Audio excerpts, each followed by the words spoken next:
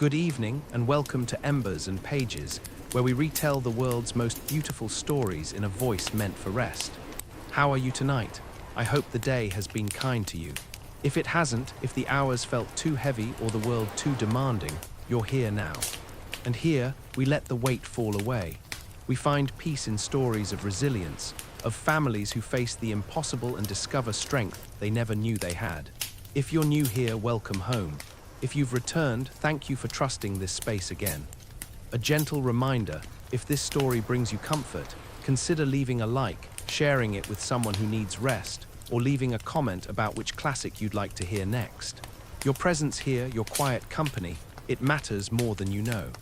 Tonight, we're stepping onto a deserted island with the Swiss family Robinson, Johann David Wyss's 1812 tale of survival, ingenuity, and the unbreakable bonds of family. This is a story of a mother, a father, and 4 sons, shipwrecked, alone, with nothing but each other and the wild abundance of nature. It's a story of building a home from wreckage, of taming the untamed, of finding joy in small victories and hope in cooperation. It's about what we can create when we work together, when we refuse to despair, when we see every challenge as an invitation to grow. Before we begin, let's prepare. Dim the lights or turn them off completely. Lower the volume to just above a whisper. You should strain slightly to hear, which quiets the restless mind. Find your most comfortable position. Let your body sink into the mattress, into the pillows, into the warmth of your blanket. Close your eyes if you wish. Let your breathing slow, in and out. Nothing to do but listen, nothing to solve, nothing to carry. Don't worry if you drift away mid-sentence, mid-scene, mid-story.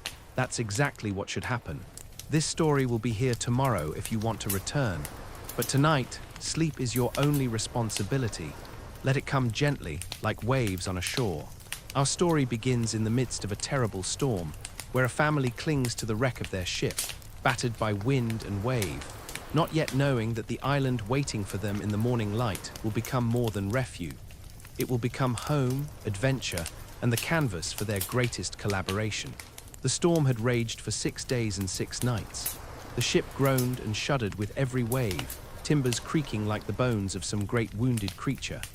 In the cabin below, a family huddled together, father, mother, and 4 boys, their faces pale in the swinging lamplight, their hands clasped in prayer and in each other's grip. The father was a man of steady faith and practical mind, a minister by calling but a man of many skills. The mother, calm even now, held little Franz close to her chest, whispering comfort into his hair. Fritz, the eldest at 15, stood near his father, trying to mirror his composure. Ernest, 13 and thoughtful, clutched a book he'd been reading when the storm first struck, as if knowledge itself might be an anchor. And Jack, 11 and restless even in terror, kept peering out the small porthole, watching the black water rise and fall. "Will we die, father?" Franz whispered, his voice so small it was nearly lost in the howling wind. The father placed a hand on his youngest son's head. "We are in God's hands, my boy, and we are together. That is no small thing." The ship lurched violently. Somewhere above, a mast snapped with a sound like thunder. Shouts echoed from the deck, frantic, desperate. The father moved to the cabin door, listened, then returned, his face grave. "The crew," he said quietly to his wife, "they've taken the lifeboats." Her eyes widened, but she did not cry out. All of them, all of them. For a moment, there was only the roar of the storm, the crash of waves against the hull. Then Fritz spoke, his voice shaking but determined. "Then we must save ourselves." The father looked at his eldest son, and something passed between them. A recognition, perhaps, that childhood had just ended, that survival would require them all to become more than they had been. "Yes," the father said, "we must." But the night was too wild, the sea too violent. To venture onto the deck now would be suicide. So they waited, lashed together with ropes in case the ship broke apart, praying, holding on, listening to the storm's fury and wondering if they would see the morning. The hours crawled by like wounded things. Franz fell into a fitful sleep against his mother's shoulder, his small hands still gripping her dress. Ernest recited psalms from memory, his voice a thin thread of calm in the chaos, each verse a small act of defiance against the terror. Jack kept watch at the porthole, reporting every change in the waves, the wind, the sky, his young face pressed to the glass, as if he could will the storm to end through sheer determination. And Fritz stood beside his father, learning in silence what it meant to be steady when everything around you is chaos, when the world itself seems intent on tearing you apart. The ship groaned and creaked, settling deeper into whatever had caught it. Water sloshed in the lower decks. They could hear it, a sinister gurgling that spoke of slow drowning. But the cabin remained dry, and the family remained together, and that was everything. And then slowly, impossibly, the wind began to ease. The waves, though still high, no longer crashed with the same violence. The ship's groaning became less frantic, more rhythmic, almost like breathing. The father moved to the porthole, peered out into the darkness, and saw the clouds beginning to break, revealing stars, cold, distant, but beautiful beyond measure. "The storm is passing," he said, and his voice carried a tremor of relief so profound it was almost a sob. The mother closed her eyes, whispered a prayer of thanks. The boys crowded to the porthole, straining to see anything beyond the black water and spray. "Will we be all right now?" Franz asked, his voice thick with sleep and hope. "We will see in the morning," the father said gently. "For now we rest. We are alive. That is enough." They settled as best they could, still roped together, still wary, but no longer gripped by the immediate terror of drowning. The ship rocked gently now, almost soothingly, as if the sea had exhausted its rage and was now cradling them like a repentant parent. The mother began to hum softly, an old hymn, and the sound filled the cabin with something like peace. Sleep came in fragments, shallow, uneasy, but sleep nonetheless. And when the first light of dawn crept through the porthole, pale and soft and impossibly beautiful, the father was the first to wake. He untied himself carefully, moved to the small window and looked out. What he saw made his breath catch. Land, not far off, perhaps a mile, perhaps less. A green shore rose from the water, lush and wild, fringed with trees and rocks and white sand. The ship had run aground on a reef, and though it was listing badly, wedged between rocks, it had not sunk. The storm had driven them here to this place and left them alive. "My love," he whispered, touching his wife's shoulder. "Wake up. Come see." She stirred, blinked, then followed his gaze. Her hand flew to her mouth and tears sprang to her eyes, not of sorrow now, but of overwhelming relief. One by one, the boys woke.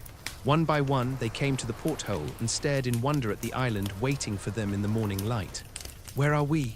Ernest asked, his voice hushed with awe.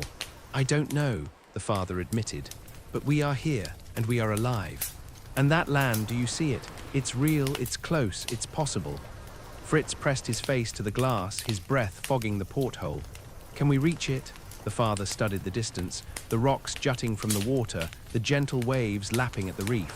The tide was low, and the water between the ship and the shore looked calm, almost inviting. "I believe we can, but first we must see what we have, what we can salvage, what we can use." "Then we're not waiting for rescue?"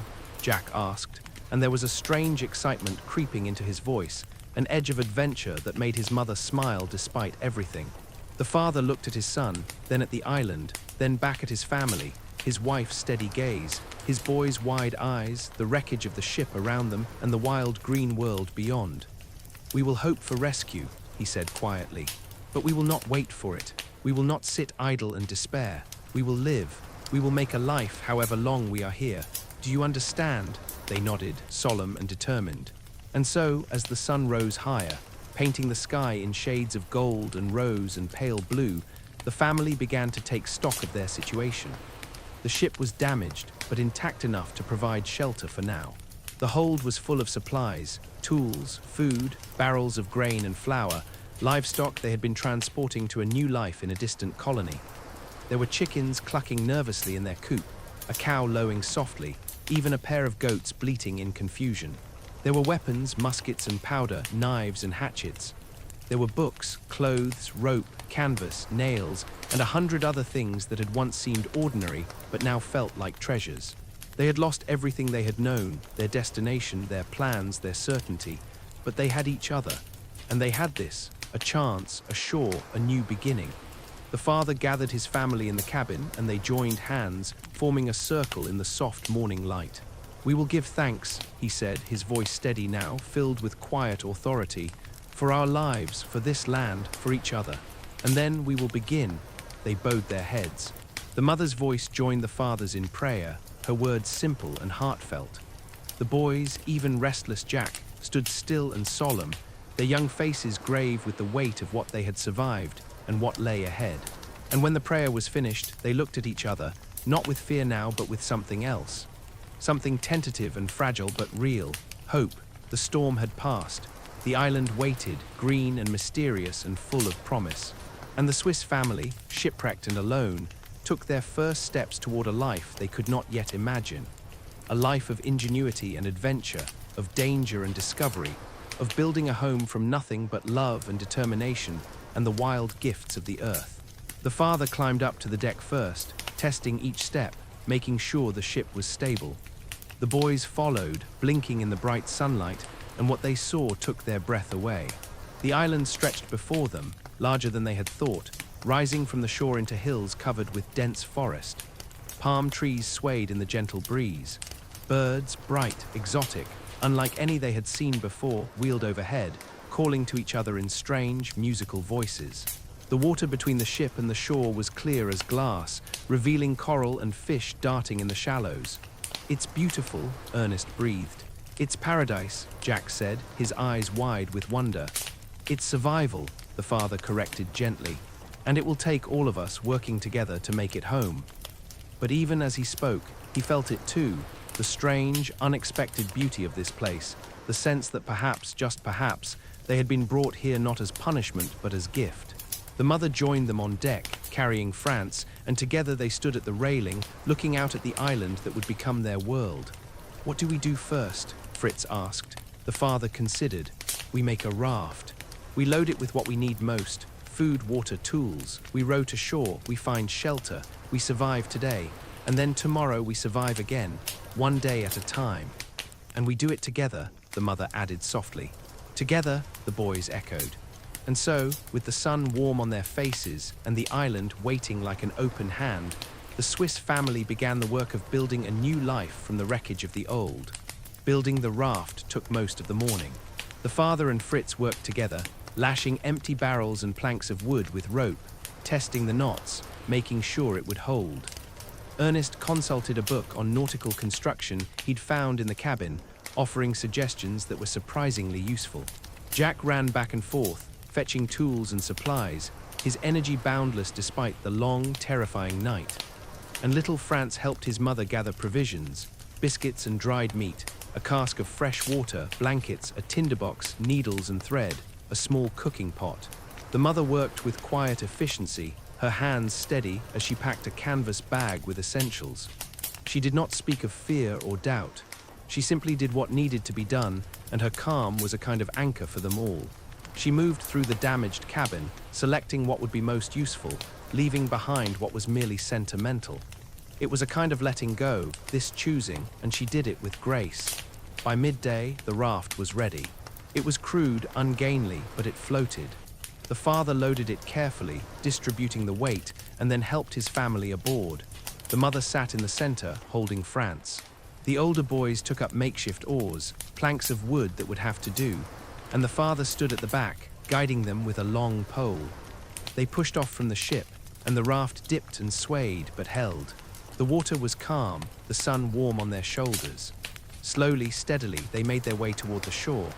The ship grew smaller behind them, a broken thing wedged on the reef, and the island grew larger ahead, green and inviting and utterly unknown. Fritz rowed with determination, his young muscles straining with each stroke. Ernest rowed with precision, timing his movements to match his brother's, his mind already calculating the distance, the current, the best angle of approach. Jack rowed with enthusiasm, splashing more than he should, but his father only smiled. "Easy, Jack, save your strength, we have a long day ahead." "I'm not tired," Jack protested, but he slowed his pace, matching the rhythm of his brother's. As they drew closer to the island, details emerged that they had not been able to see from the ship.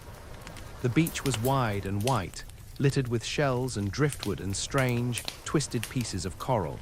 Beyond it, a line of rocks and tide pools, and then the forest, dense, green, alive with sound. Birds called from the trees, their voices bright and unfamiliar. Somewhere deeper in the jungle, they heard the chatter of monkeys, the rustle of unseen creatures moving through the undergrowth. The raft scraped against the sand, and the father leaped out, pulling it higher onto the beach.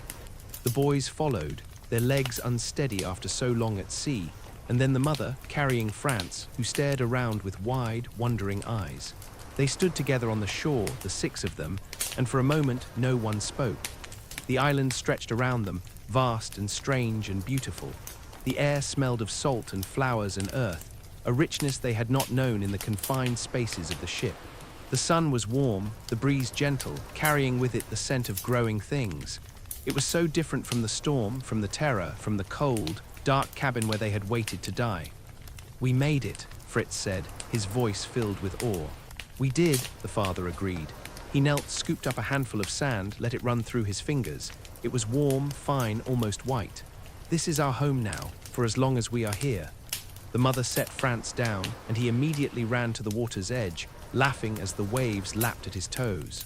Jack joined him, splashing and shouting, and even Ernest smiled, the tension of the night finally beginning to ease from his shoulders. But the father's mind was already turning to practical matters. "We need fresh water," he said, "and shelter. The sun is kind now, but it will set, and we must be ready for the night." "I'll look for water," Fritz offered, eager to explore. "Take Ernest with you." "And Jack, no, on second thought, Jack, you stay with me. We'll unload the raft and set up a camp here on the beach." The boys nodded, eager to be useful, to have tasks, to feel like they were doing something to secure their survival. Fritz and Ernest set off along the beach, their eyes scanning the tree line for any sign of a stream or spring. The father and Jack began to unload the raft, carrying supplies up the beach to a spot sheltered by a large rock that would provide some protection from the wind. The mother spread a blanket on the sand and sat with Franz, watching the waves, letting herself breathe for the first time in days, letting the fear finally begin to drain away. Fritz and Ernest walked in silence at first, their feet sinking into the soft sand. The beach curved gently, and as they rounded a bend, they saw it, a small stream tumbling down from the rocks, clear and bright, flowing into the sea. "Water," Ernest cried, and they ran to it, cupped their hands, drank deeply. It was cold and sweet, the best water they had ever tasted, and they drank until their bellies were full. "Father will be pleased," Fritz said, grinning. "Come on, let's follow it upstream, see where it comes from." They climbed over the rocks, following the stream as it wound through tide pools and over smooth stones. The sound of the water was soothing, a gentle music that seemed to welcome them. And then just beyond the rocks, they found a grove of trees, palms, heavy with coconuts, and other trees they did not recognize, bearing strange, colorful fruits. Ernest picked one, examined it carefully. "I think this is edible. I read about it once in a book about tropical plants, but we should ask Father to be sure." "We'll bring some back," Fritz said. "And coconuts. We can crack them open, drink the milk." They gathered as much as they could carry, filling their pockets and their arms, and made their way back to the beach, their spirits high.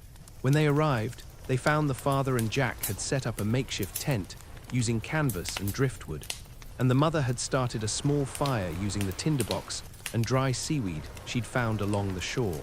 "We found water," Ernest announced, breathless with excitement. "And fruit." The father examined the fruit, turned it over in his hands, sniffed it, then nodded approvingly. "Well done, boys. This is good, very good. I believe this is safe to eat. We'll try a small amount first, to be certain." They sat together around the fire as the sun began to sink toward the horizon, eating biscuits and dried meat, drinking fresh water from the stream, and sharing the coconut milk Fritz had managed to extract by smashing the shells against a rock. It was a simple meal, but it felt like a feast. The warmth of the fire, the taste of fresh water, the knowledge that they had survived, it was enough. Franz fell asleep in his mother's lap, his face peaceful, his small hand curled against her chest. Jack leaned against his father's shoulder, his earlier energy finally spent. Ernest and Fritz sat side by side, watching the fire, and the mother hummed softly, the same hymn she had sung on the ship, and the sound filled the evening with something like grace. "We did well today," the father said quietly. "We survived the storm, we reached the shore, we found water and food and shelter, we have much to be grateful for." "Will we be here long?" Ernest asked, his voice thoughtful. The father was silent for a moment, gazing out at the darkening sea. "I don't know, but we will make the best of it. We will build a life here, as good a life as we can, and we will not lose hope. Ships pass through these waters. Someone will come eventually. "And if they don't?" Fritz asked, not with fear but with a strange, quiet curiosity. The father looked at his eldest son, then at the island around them, the beach, the forest, the stream, the sky turning pink and gold and violet. "Then we will have learned to live here, and perhaps that is not such a terrible fate." The mother reached over, took her husband's hand. "We have each other, that is what matters." They sat in silence as the stars began to appear, one by one, in the deepening sky. The fire crackled softly, the waves whispered against the shore, and the Swiss family, shipwrecked and alone, felt something they had not expected to feel so soon: peace. The night was warm, the air filled with the scent of flowers and salt and smoke from the fire. They lay down on the blankets, close together, the tent sheltering them from the dew. The father kept the fire burning low, a small comfort against the darkness, and he took the first watch, sitting with his back against the rock, a musket across his knees, listening to the island. And as the others drifted towards sleep, they heard the island around them, the rustle of leaves, the call of night birds, the distant roar of some creature they could not name. It was strange, yes, unfamiliar, but it was not hostile. It was simply alive, and so were they. The first day on the island ended not with fear but with rest, not with despair but with hope. They had survived, they had found what they needed, and tomorrow they would begin again, one step at a time, one day at a time, together. The second day dawned bright and clear, the sun rising over the ocean in a blaze of gold and pink that seemed to set the very water on fire. The family woke to the sound of waves and birdsong, and for a moment, before full consciousness returned, it felt almost like a dream. But then they opened their eyes and saw the canvas tent above them, felt the sand beneath their blankets, and remembered. They were here, on the island, and there was work to be done. The father rose first, as was his habit, and rekindled the fire from the embers he'd kept burning through the night. The mother joined him, and together they prepared a simple breakfast of biscuits and fruit. The boys woke one by one, stretching and yawning, and Franz ran immediately to the water's edge to watch the crabs scuttling across the sand, their shells gleaming in the early light. "Today," the father said, gathering them around the fire, "we build a proper shelter. The tent is good for now, but we need something stronger, something that will protect us from rain and wind and whatever creatures might wander near at night." "What kind of shelter?" Jack asked, his eyes bright with interest. "We'll see what materials we have. We'll use what the island gives us. Driftwood, palm fronds, rope from the ship. We'll build something sturdy, something that will last." "Can I help?" Franz asked, his small voice eager. "Everyone helps," the mother said gently, ruffling his hair. "That's how we survive. Each of us has a part to play." They spent the morning making trips back and forth to the ship, loading the raft with supplies.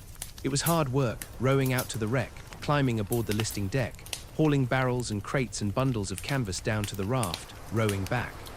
The sun grew hot and their muscles ached, but the boys worked without complaint, and even Franz did his part, carrying small items, fetching water from the stream, keeping the fire going with dry twigs and driftwood. By midday, they had amassed a considerable pile of supplies on the beach: tools, nails, rope, canvas, barrels of flour and rice, casks of salted meat, a few chickens in a makeshift coop that Jack had fashioned from driftwood and netting, and even the cow, which they had managed to coax onto a larger raft and float to shore. The cow stood on the beach, looking bewildered but unharmed, and the boys laughed at the sight of her, so out of place on the white sand. "She looks as confused as we are," Ernest said, grinning. "But she'll give us milk," the mother pointed out. "And that is no small thing. Fresh milk for France, and perhaps we can make cheese, butter, if we're clever." With the supplies gathered, the father turned his attention to building. He selected a spot just beyond the high tide line, sheltered by rocks on one side and open to the breeze on the other. It was a good location, protected but not enclosed, with a clear view of the sea and the wreck beyond. He and Fritz began to construct a frame using driftwood and planks salvaged from the ship, lashing them together with rope. The father showed Fritz how to tie the knots properly, how to test the strength of each joint, how to think ahead to where the stress would be when the wind blew. Fritz listened carefully, his hands learning the work, his mind absorbing the lessons. Ernest and Jack gathered palm fronds, cutting them carefully with knives and stacking them in neat piles. Ernest approached the task methodically, selecting the largest, healthiest fronds. Jack worked with enthusiasm, sometimes cutting too hastily and having to start over, but learning with each attempt. The mother and Franz prepared a midday meal and kept the fire burning. The mother also began to organize their supplies, sorting them into categories: food, tools, clothing, medical supplies. She worked with quiet efficiency, her mind already planning ahead to what they would need in the days and weeks to come. The work was slow, painstaking. The sun was hot, and the boys' hands grew sore from handling the rough wood and rope. Blisters formed on Fritz's palms, and the father showed him how to wrap them with cloth to ease the pain. But there was a satisfaction in the work, a sense of purpose that made the discomfort bearable. They were building something. They were making a home. By late afternoon, the frame was complete. A simple rectangular structure, open on one side, with a slanted roof that would shed rain. The father and Fritz began to weave the palm fronds into the frame, creating walls and a roof. It was intricate work, threading the fronds through the wooden slats, overlapping them so that water would run off rather than seep through. Ernest joined them, his careful hands proving adept at the weaving. Jack and Franz helped by bringing more fronds, and the mother prepared a paste from clay and water that they used to seal the gaps between the fronds, making the walls more solid.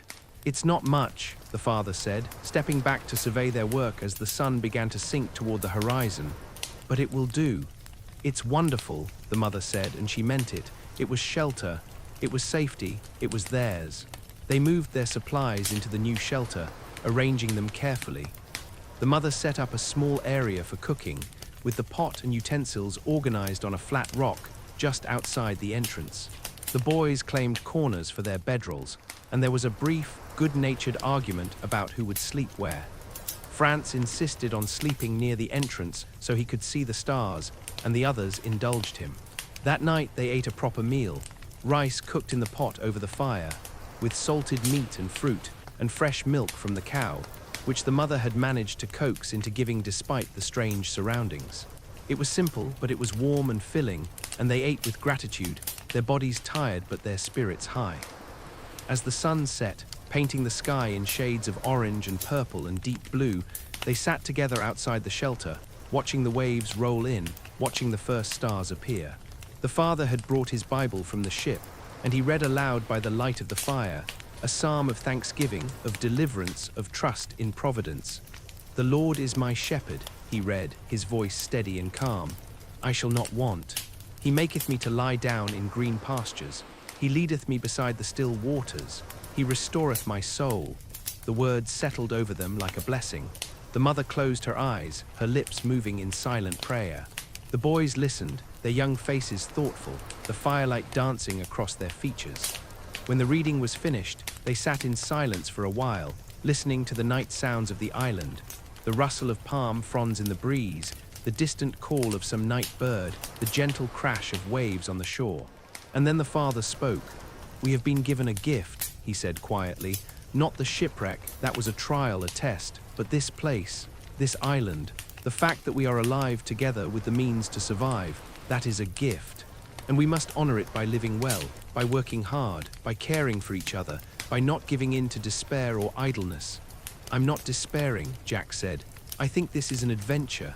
The father smiled, his eyes warm. "It is that too, but it is also serious. We must be wise, we must be careful. We must think ahead to what we will need, not just today, but in the weeks and months to come." "We will," Fritz said, his voice firm. "We'll do whatever is needed." The mother reached out, touched each of her sons' heads in turn, a gesture of blessing and love. "I am proud of you," she said. "All of you. You have been so brave, so strong. You have worked so hard." Franz leaned against her, his eyes drooping with sleep. "Will we stay here forever?" "I don't know, my darling," she said softly, stroking his hair. "But wherever we are together. And that is home." They settled into the shelter as the stars came out, bright and countless in the clear sky. The fire burned low, casting a warm, flickering glow across the sand. The waves whispered their endless song. And the Swiss family, no longer shipwrecked strangers but settlers in a new land, drifted into sleep. The shelter held. The night was gentle. And when morning came, they woke not with fear but with purpose.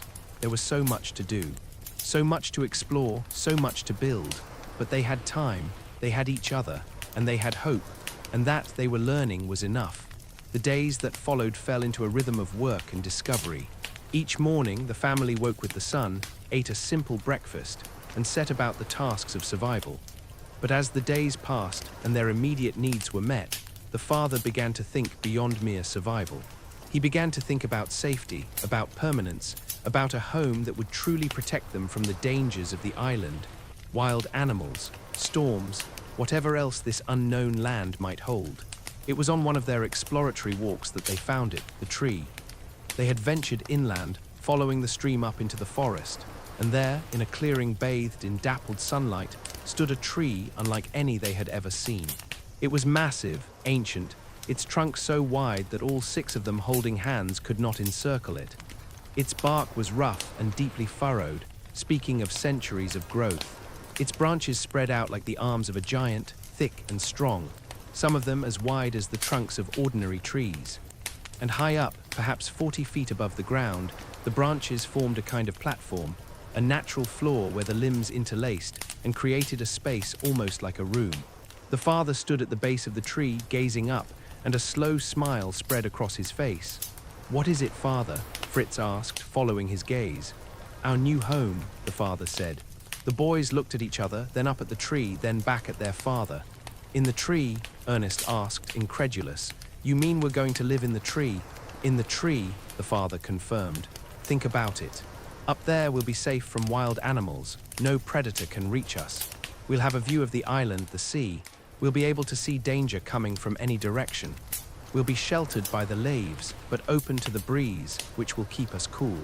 And this tree, look at it, it's strong. It's been here for hundreds of years. It will hold us." "How will we get up there?" Jack asked, already excited by the idea, his mind racing with possibilities. "We'll build a ladder, and then we'll build a platform, a floor, and then walls, a roof. We'll make it a home, a real home." The mother, who had been silent, stepped forward and placed her hand on the trunk of the tree. She looked up, shading her eyes against the sun filtering through the leaves. "It's beautiful," she said softly, "and you're right, it would be safe. The boys could sleep without us worrying about what might come in the night." "Exactly," the father said. "And we have the materials, we have the tools, we have the time, we can do this." And so the work began. First, they built a ladder, a long, sturdy ladder made from bamboo they found growing in thick groves near the stream, lashed together with rope and tested carefully before anyone climbed it. The father went up first, testing each rung, making sure it would hold. Then Fritz, who was strong and agile. When he reached the platform of branches, he let out a whoop of joy that echoed through the forest. "It's perfect," he called down. "Come see."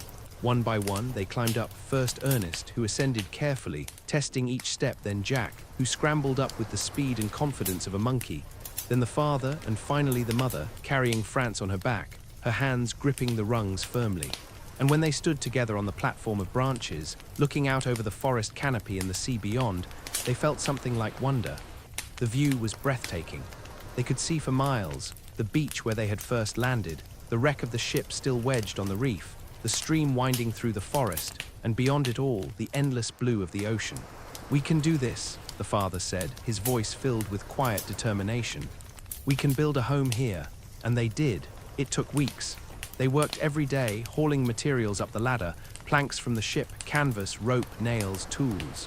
The father and Fritz constructed a floor first, laying planks across the branches and nailing them down securely, testing each board to make sure it would hold. Ernest and Jack helped, measuring and cutting and holding things in place, learning the skills of carpentry through practice. The mother sewed canvas into curtains and hammocks, creating spaces within the tree that felt like rooms. She worked with needle and thread, her hands steady, creating something beautiful and functional from simple materials. They built walls using more planks and woven palm fronds, creating a structure that was open enough to let in light and air, but enclosed enough to provide shelter from rain and wind. They built a roof, slanting it so that water would run off, and they sealed it with the same clay paste they had used for the beach shelter, mixed with moss and leaves to make it waterproof.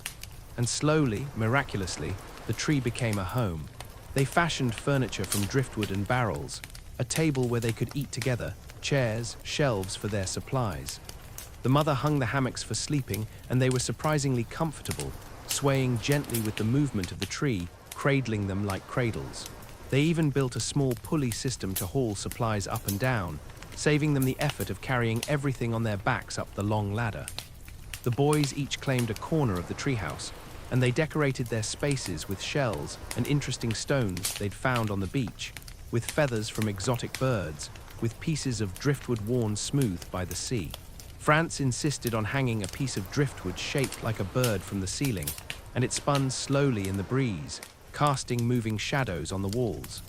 The father built a railing around the platform so that no one would accidentally fall, and he constructed a kind of porch where they could sit in the evenings and watch the sunset. The mother set up a small kitchen area, with the cooking pot and utensils organized neatly on shelves, and she even managed to create a makeshift stove using stones and clay, with a chimney that vented the smoke safely away from the living area. When it was finished, they stood together on the platform, looking at what they had built, and the father's eyes were bright with pride and something like disbelief. "We did this," he said, "together, with our own hands. It's a palace," Jack said, grinning from ear to ear. "It's better than a palace," Ernest said. "It's ours." "It's home," the mother corrected gently, and her voice was warm with love. That night they slept in the treehouse for the first time. The hammocks swayed gently, and the leaves rustled overhead, and the sounds of the forest surrounded them. The calls of night birds, the rustle of small creatures in the undergrowth, the distant roar of the sea. But they were safe, high above the ground, sheltered and secure. Franz fell asleep almost immediately, his small body relaxed in his hammock, a smile on his face. Jack and Ernest whispered to each other for a while, their voices soft, talking about what they would explore tomorrow, what they would build next. And then they too drifted off, their breathing slow and even. Fritz lay awake a little longer, listening to the night sounds, feeling the tree sway ever so slightly in the breeze, and he felt something he had not expected to feel. Contentment. The father and mother sat together on the porch, looking out at the stars. The father's arm was around his wife's shoulders, and she leaned against him, her head on his chest, listening to the steady beat of his heart. "We've done well," he said quietly. "We have," she agreed. "The boys are thriving, they're learning so much, they're becoming strong, capable, and we're safe. Do you miss it?" he asked. "Our old life," she was silent for a moment, considering. "I miss certain things, certainty, comfort, knowing what each day would bring. But this," she gestured to the treehouse, the forest, the islands spread out below them in the moonlight. "This is extraordinary. We're building something together. We're learning what we're capable of. And the boys, they're becoming the men they were meant to be." "They are," the father agreed. "And so are you becoming who you were meant to be," she smiled. "So are you." They sat in comfortable silence, watching the stars wheel slowly overhead, listening to the gentle breathing of their sons, feeling the tree hold them safe. And in that moment, high in the branches of the great tree, the Swiss family was not shipwrecked. They were not lost. They were not waiting to be rescued. They were home. With the treehouse complete and their basic needs met, the family's thoughts turned to exploration. The island was vast, and they had seen only a small portion of it. The beach where they had landed, the forest immediately surrounding their tree, the stream that provided their water. But what lay beyond? What resources might they find? What dangers might be lurking in the unexplored regions? The father decided that he and Fritz would make the first major expedition, leaving early one morning with packs of supplies, weapons, and a determination to map as much of the island as they could in a single day. The mother was hesitant. "Be careful," she said, her hand on her husband's arm, her eyes searching his face. "We don't know what's out there. There could be dangerous animals, treacherous terrain." "We'll be careful," he promised, covering her hand with his. "But we need to know. We need to understand this place if we're to live here safely. Knowledge is our best protection." Fritz stood tall beside his father, his musket over his shoulder, trying to look older than his 15 years.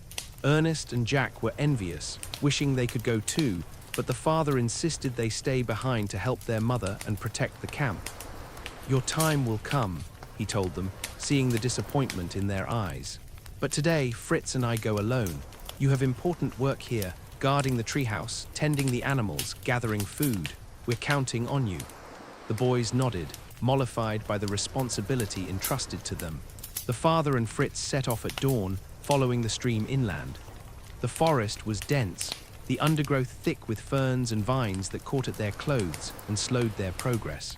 But the stream provided a clear path, and they followed it steadily upward, their senses alert, listening for any sound that might indicate danger.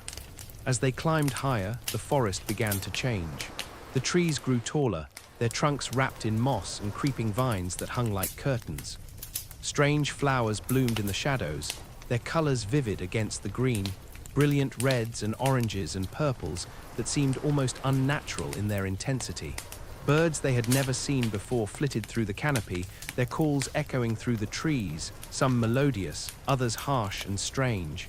"It's like another world," Fritz said, his voice hushed with wonder. "It is another world," the father agreed, "and we are the first of our kind to see it. That is both a privilege and a responsibility." They came to a place where the stream widened into a pool, clear and deep, fed by a small waterfall that tumbled down from the rocks above. The water was so clear they could see fish swimming in the depths, their scales flashing silver in the dappled sunlight. They stopped to rest, drinking the cold water, eating a simple meal of bread and dried fruit. "How far do you think the island extends?" Fritz asked, gazing up at the hills that rose beyond the pool. "I don't know, but we'll find out. That's why we're here." They continued on, leaving the stream and striking out through the forest. The terrain grew rougher, the ground rising steeply. They climbed over fallen logs, pushed through thickets of bamboo that rattled and swayed, and finally emerged onto a ridge that gave them a view of the island they had not yet seen. Below them, the land sloped down into a wide valley, green and lush, dotted with groves of trees bearing fruit. A river wound through the valley, glinting in the sunlight. Beyond the valley, they could see the coast on the far side of the island, and beyond that, the endless ocean, stretching to the horizon. "Look," the father said, pointing. "There, do you see?" Fritz followed his gaze and saw what his father had seen, a herd of animals grazing in the valley.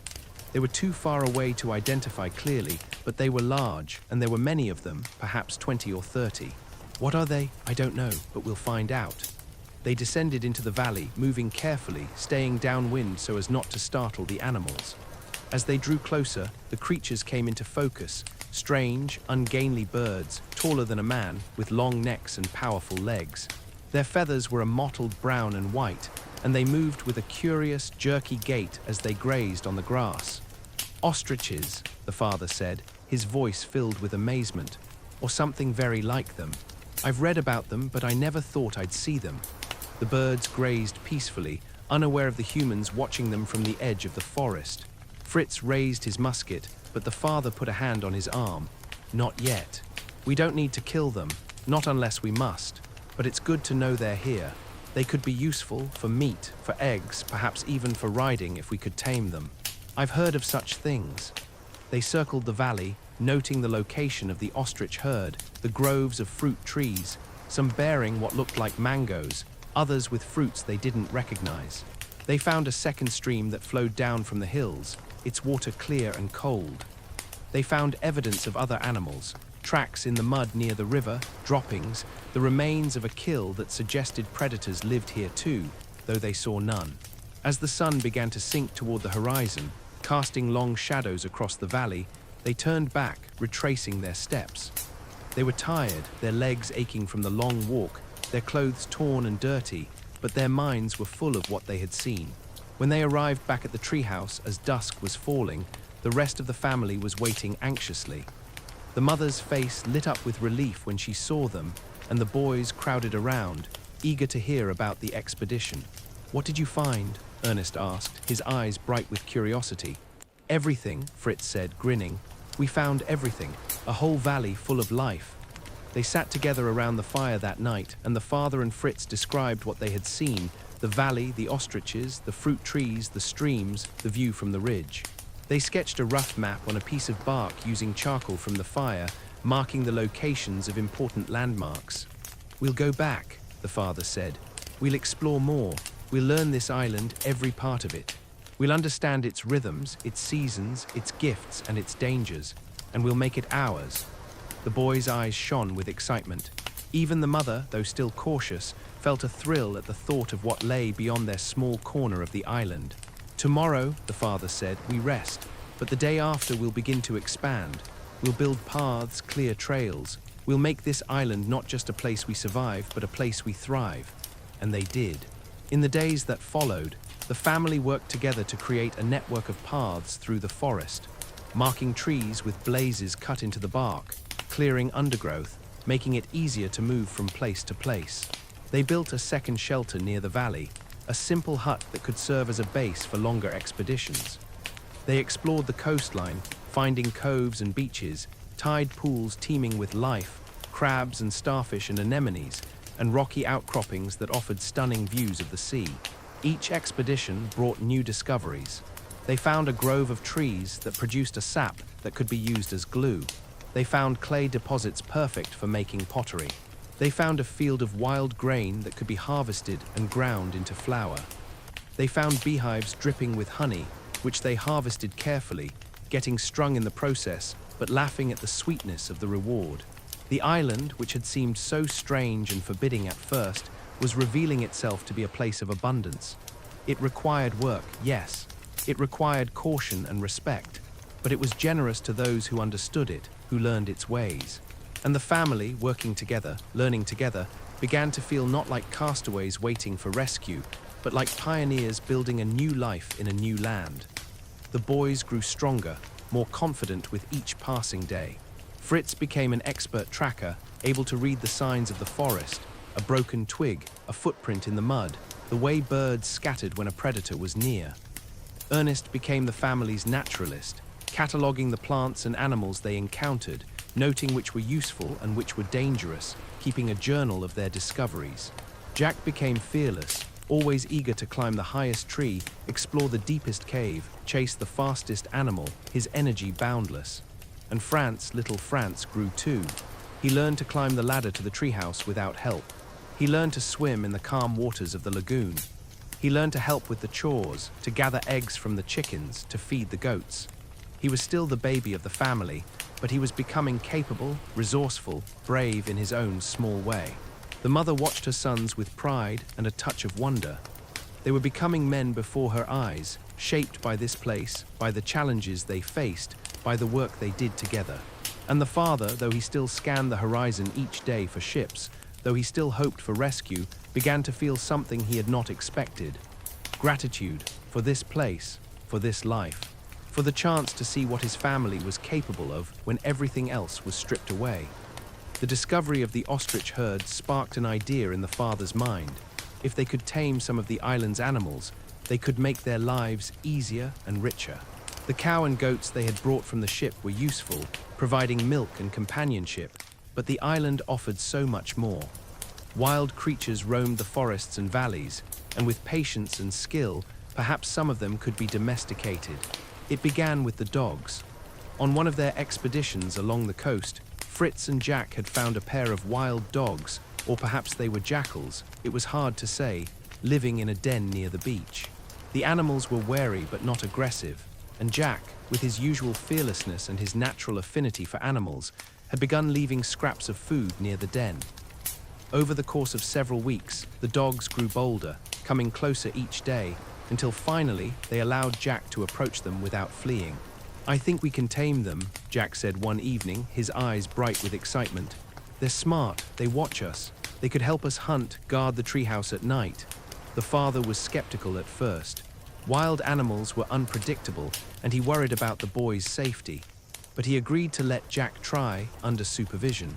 And slowly, patiently, Jack won the dogs over. He fed them regularly, spoke to them gently, moved slowly so as not to frighten them, and eventually they followed him back to the treehouse.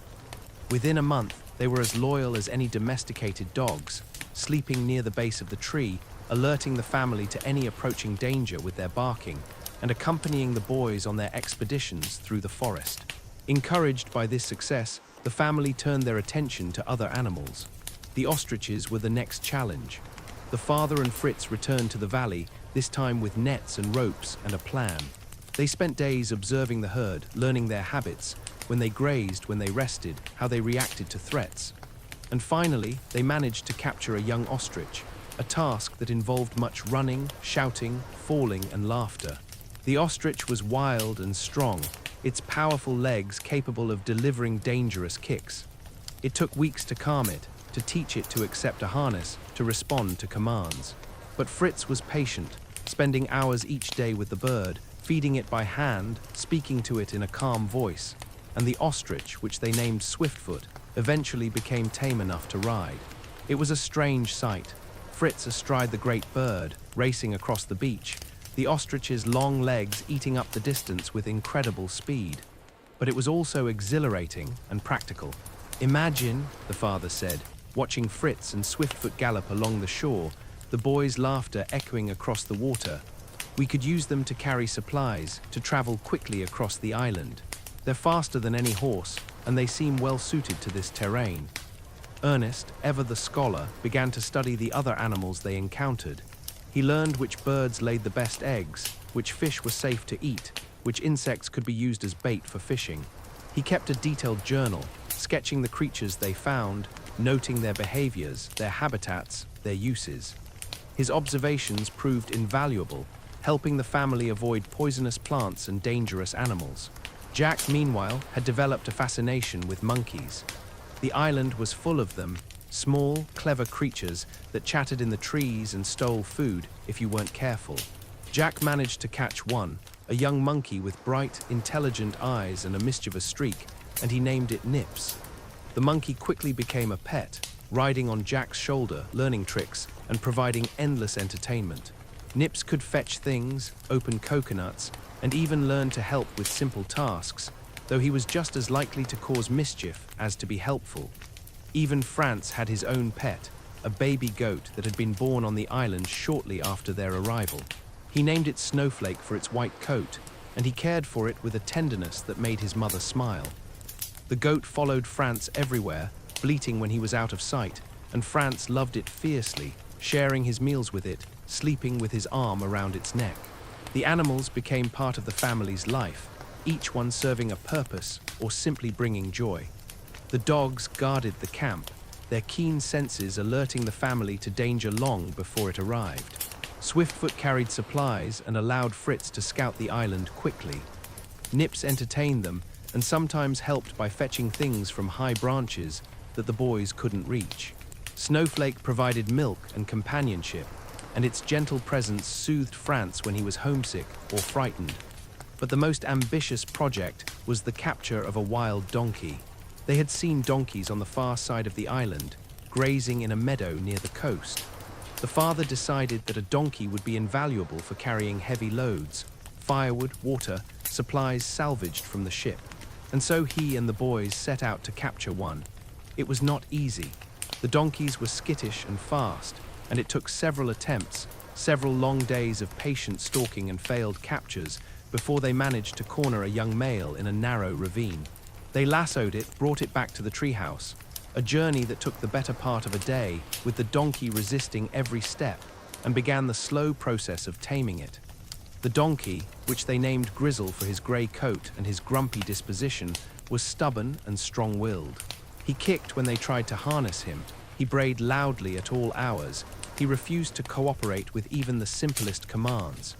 But the father was patient, drawing on memories of working with stubborn animals in his youth, and slowly, Grizzle began to accept his new life.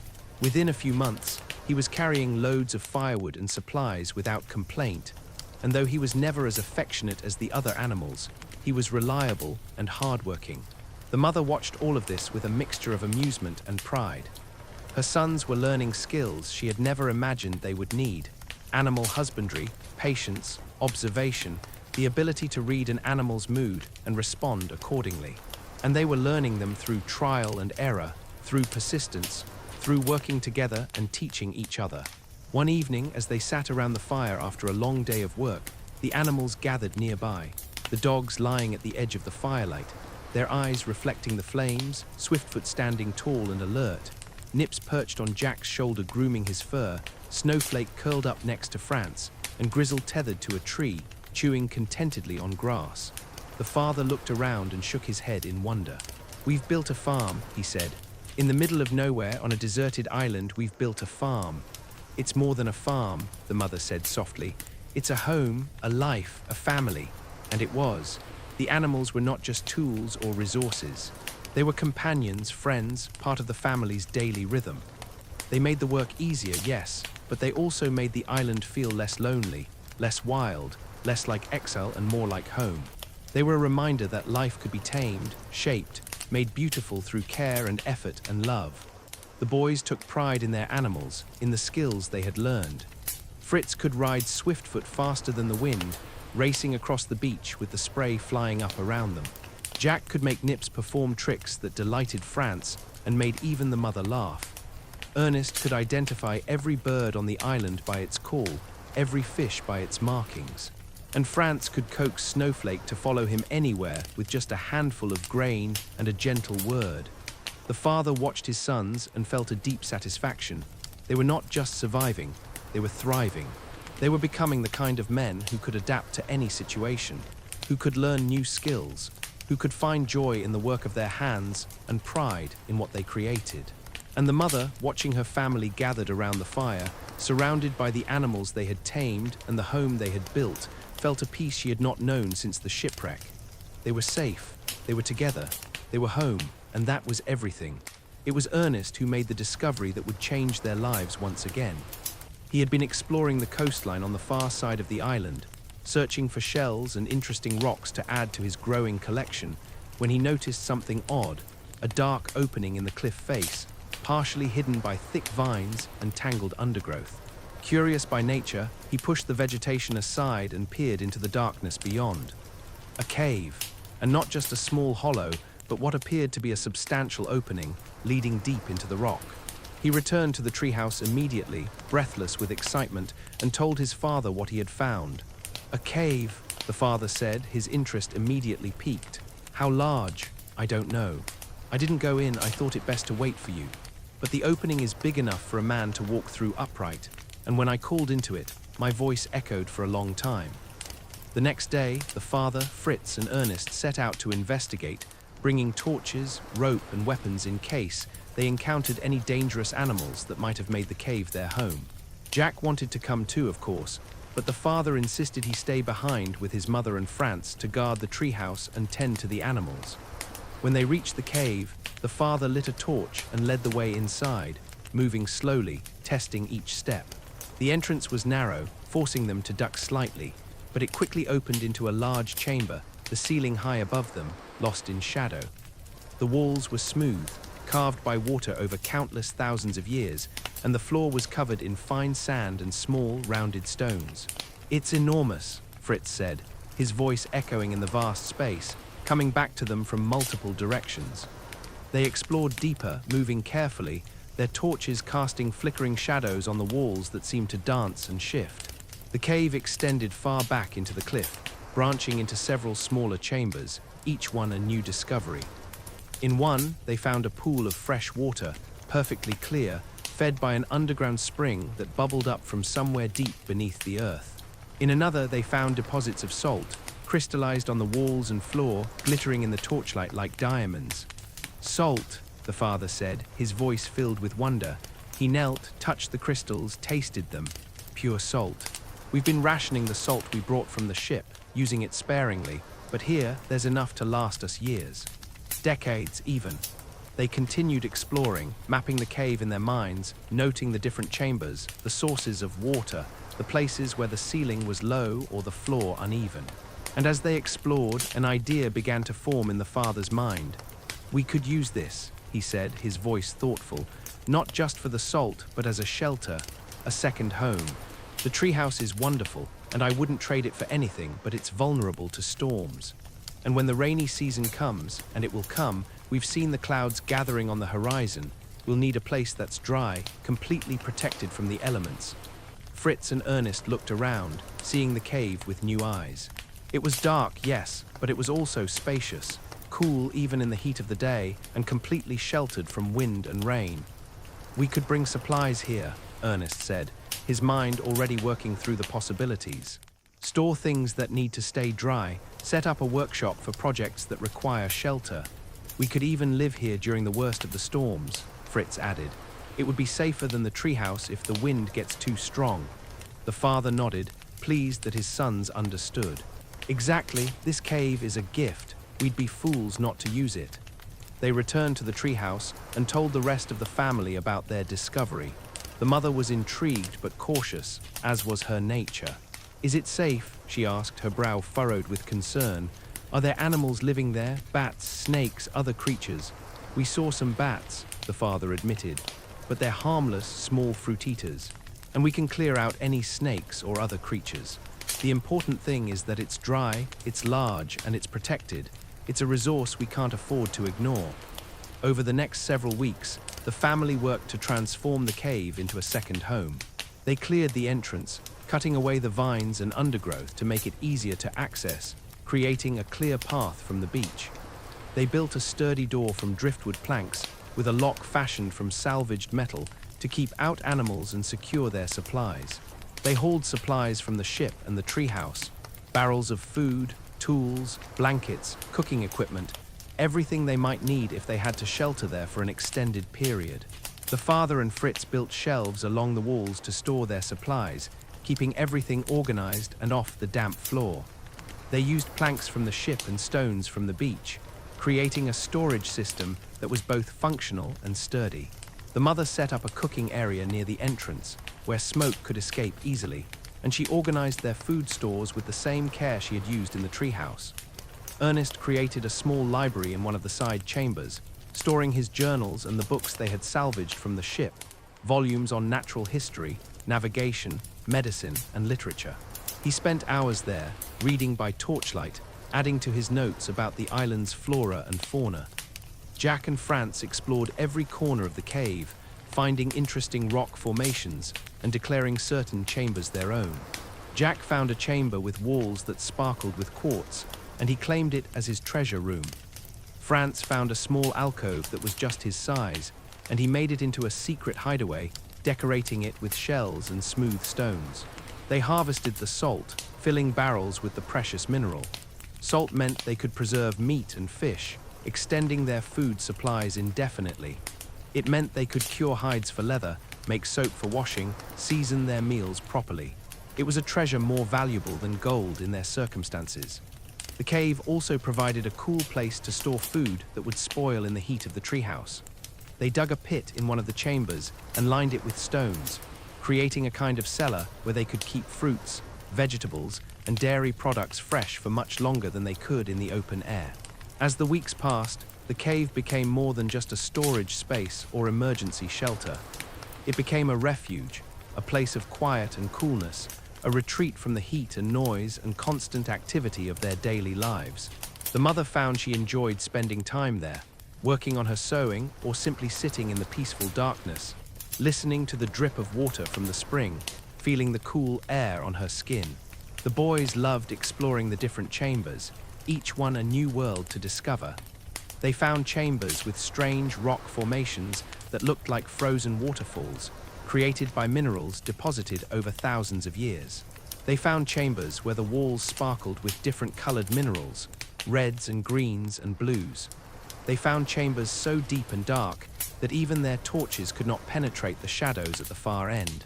One day, Fritz discovered a passage at the back of the cave that led to another opening on the far side of the cliff, providing a second entrance, or a second exit, if they ever needed to escape quickly.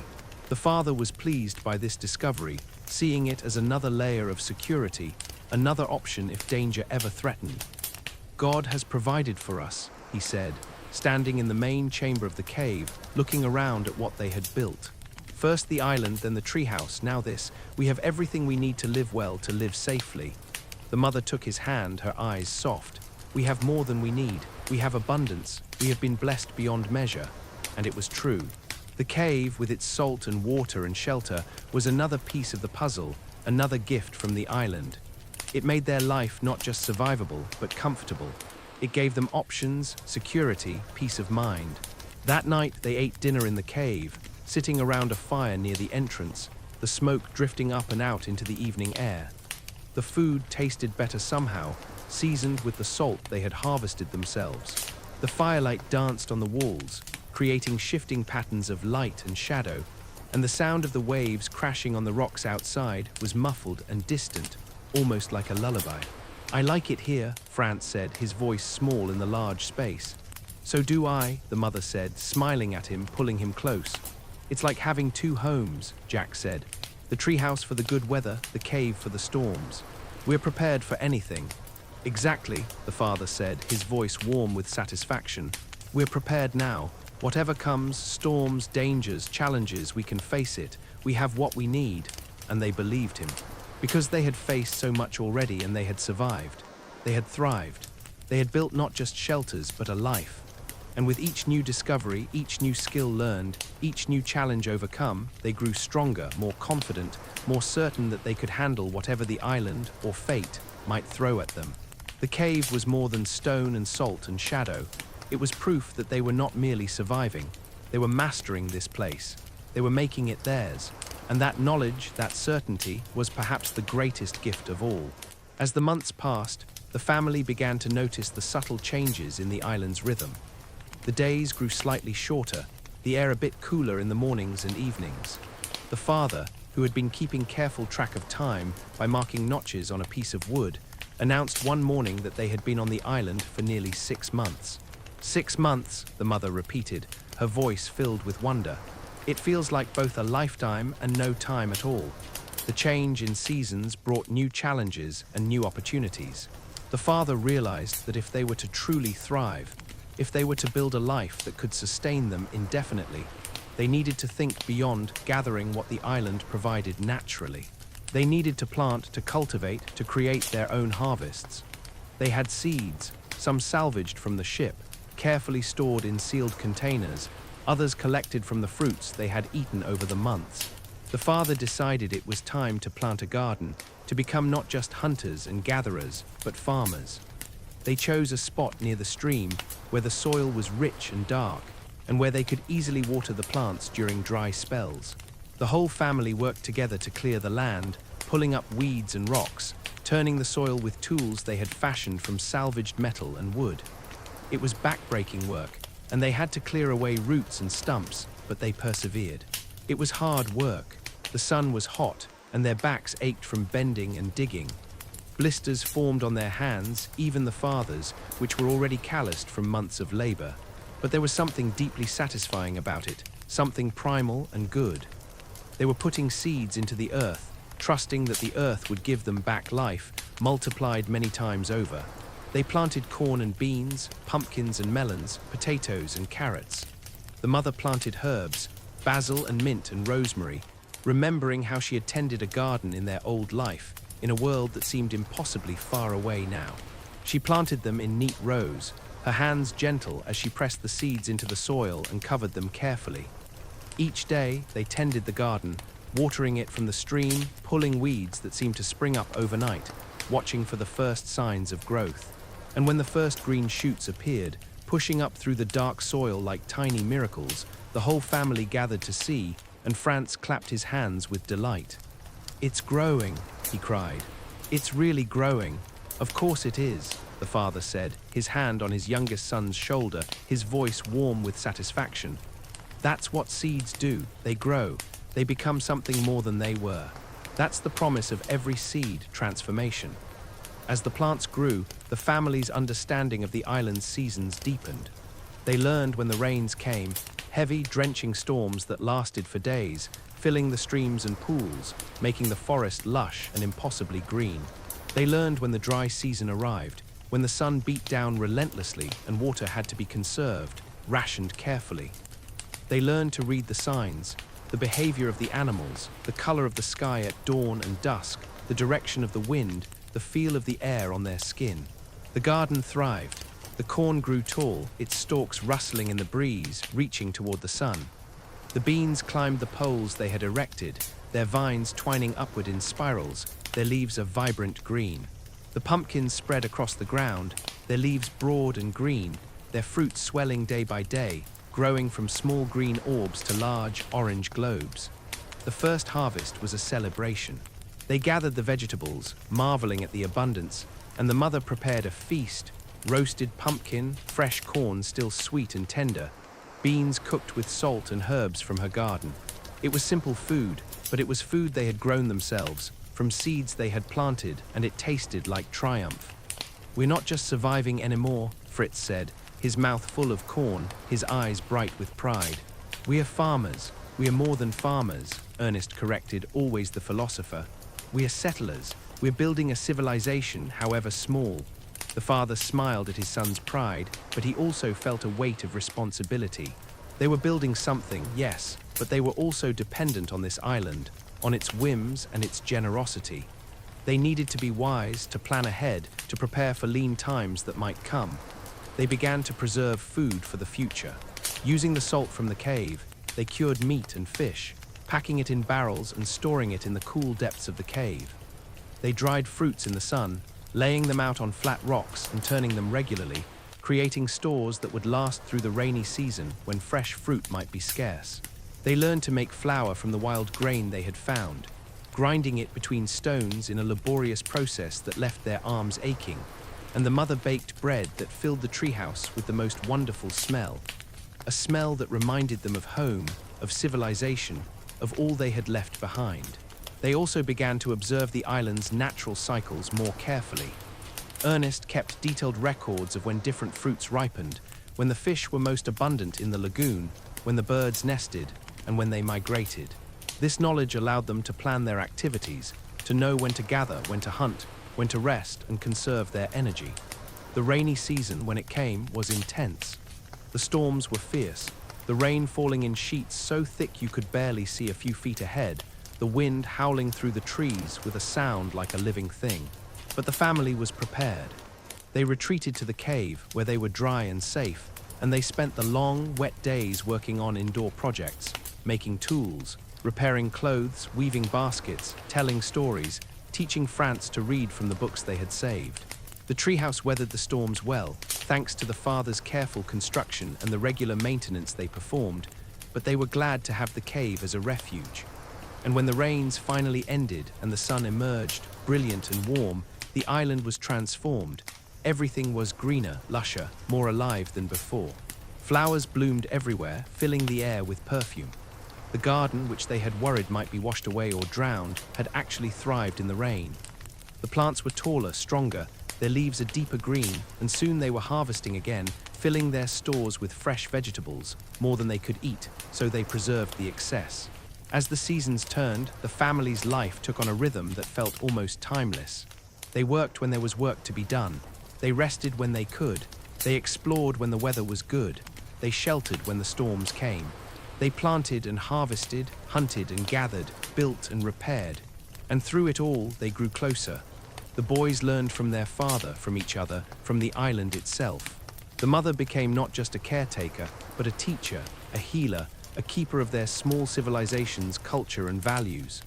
The father became not just a provider, but a leader, a guide, a source of wisdom and strength. They celebrated small victories, a successful hunt, a bountiful harvest, a new skill mastered, a problem solved through ingenuity. They mourned small losses, a plant that died despite their care, a tool that broke and couldn't be repaired, a day when the fish wouldn't bite no matter what bait they used. But mostly they lived. They lived fully, present in each moment, grateful for each day. One evening, as they sat around the fire after a long day of harvesting, the father looked at his family. His wife, her face tanned and healthy, her hands strong from work but still gentle when she touched their sons. His boys, growing taller and stronger each day, their eyes bright with confidence and capability, and he felt a profound sense of peace. "We have built something good here," he said quietly, "something worth preserving. Something worth being proud of." The mother nodded, her eyes soft in the firelight. "We have, and will continue to build, season by season, year by year, if that's what God intends for us." "Do you think we'll ever be rescued?" Ernest asked, the question that was always there, unspoken most of the time, but never quite forgotten. The father considered, gazing into the fire. "I don't know, but I know this: we are not waiting anymore. We are not merely surviving.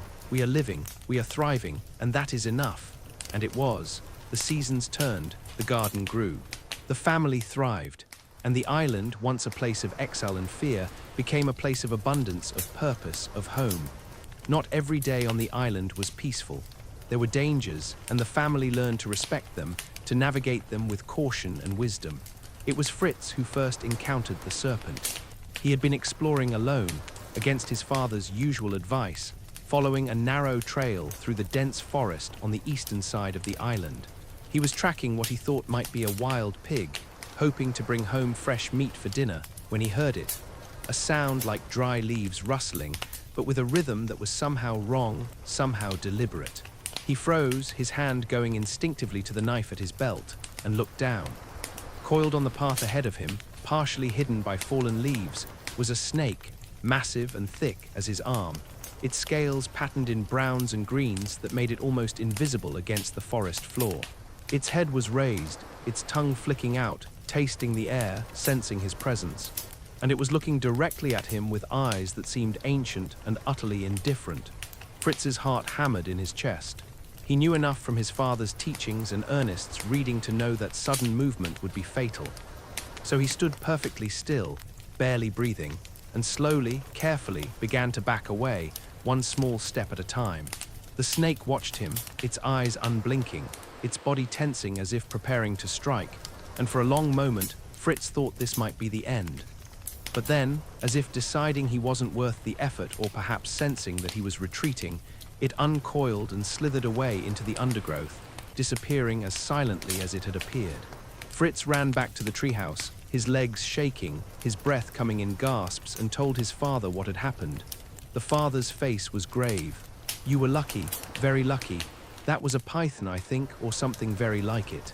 They're not venomous, but they're powerful enough to crush a man if they catch him unaware, to squeeze the life out of him slowly." From that day on, the family was more cautious. They learned to watch where they stepped, to listen for the telltale sounds of movement in the undergrowth, to carry sticks to probe ahead of them on unfamiliar trails, to never walk alone in the deep forest. But the serpent was not the only danger. One afternoon, Jack and Ernest were fishing in the lagoon, their lines cast into the clear water, when they saw something moving beneath the surface, something large, with a long, ridged back breaking the water like a series of dark islands.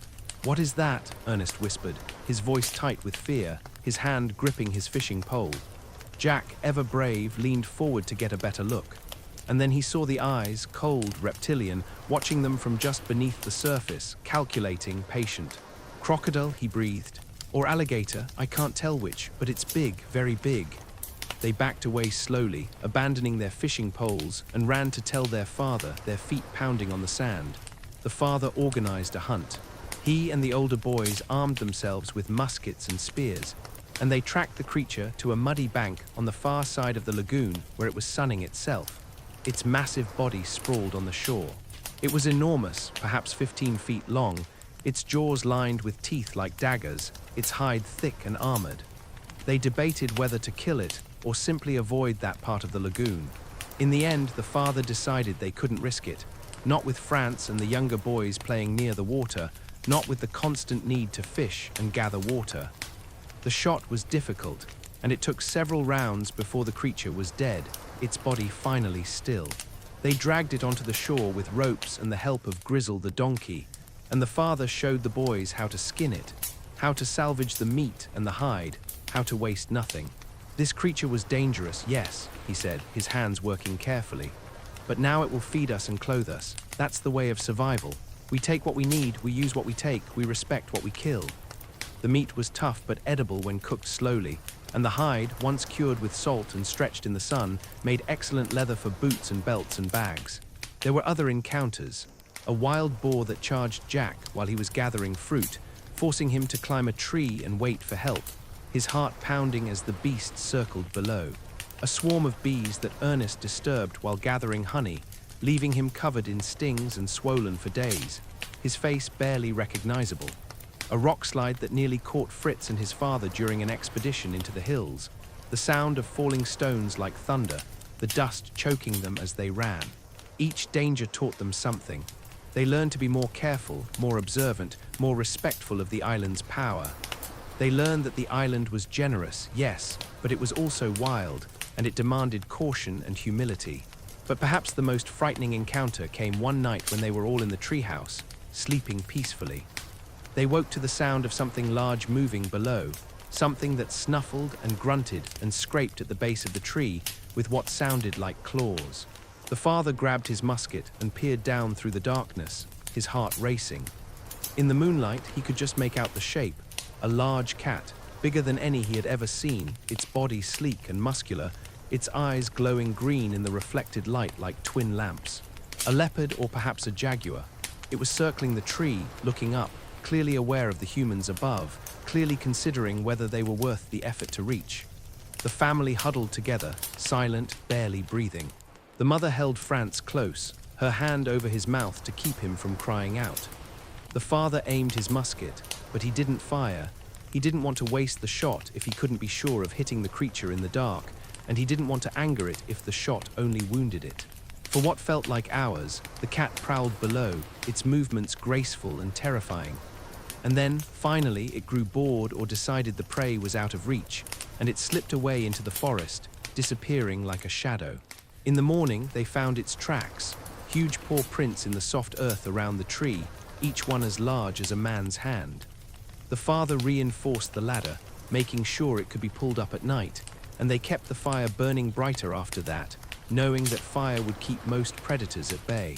These encounters, frightening as they were, brought the family closer together.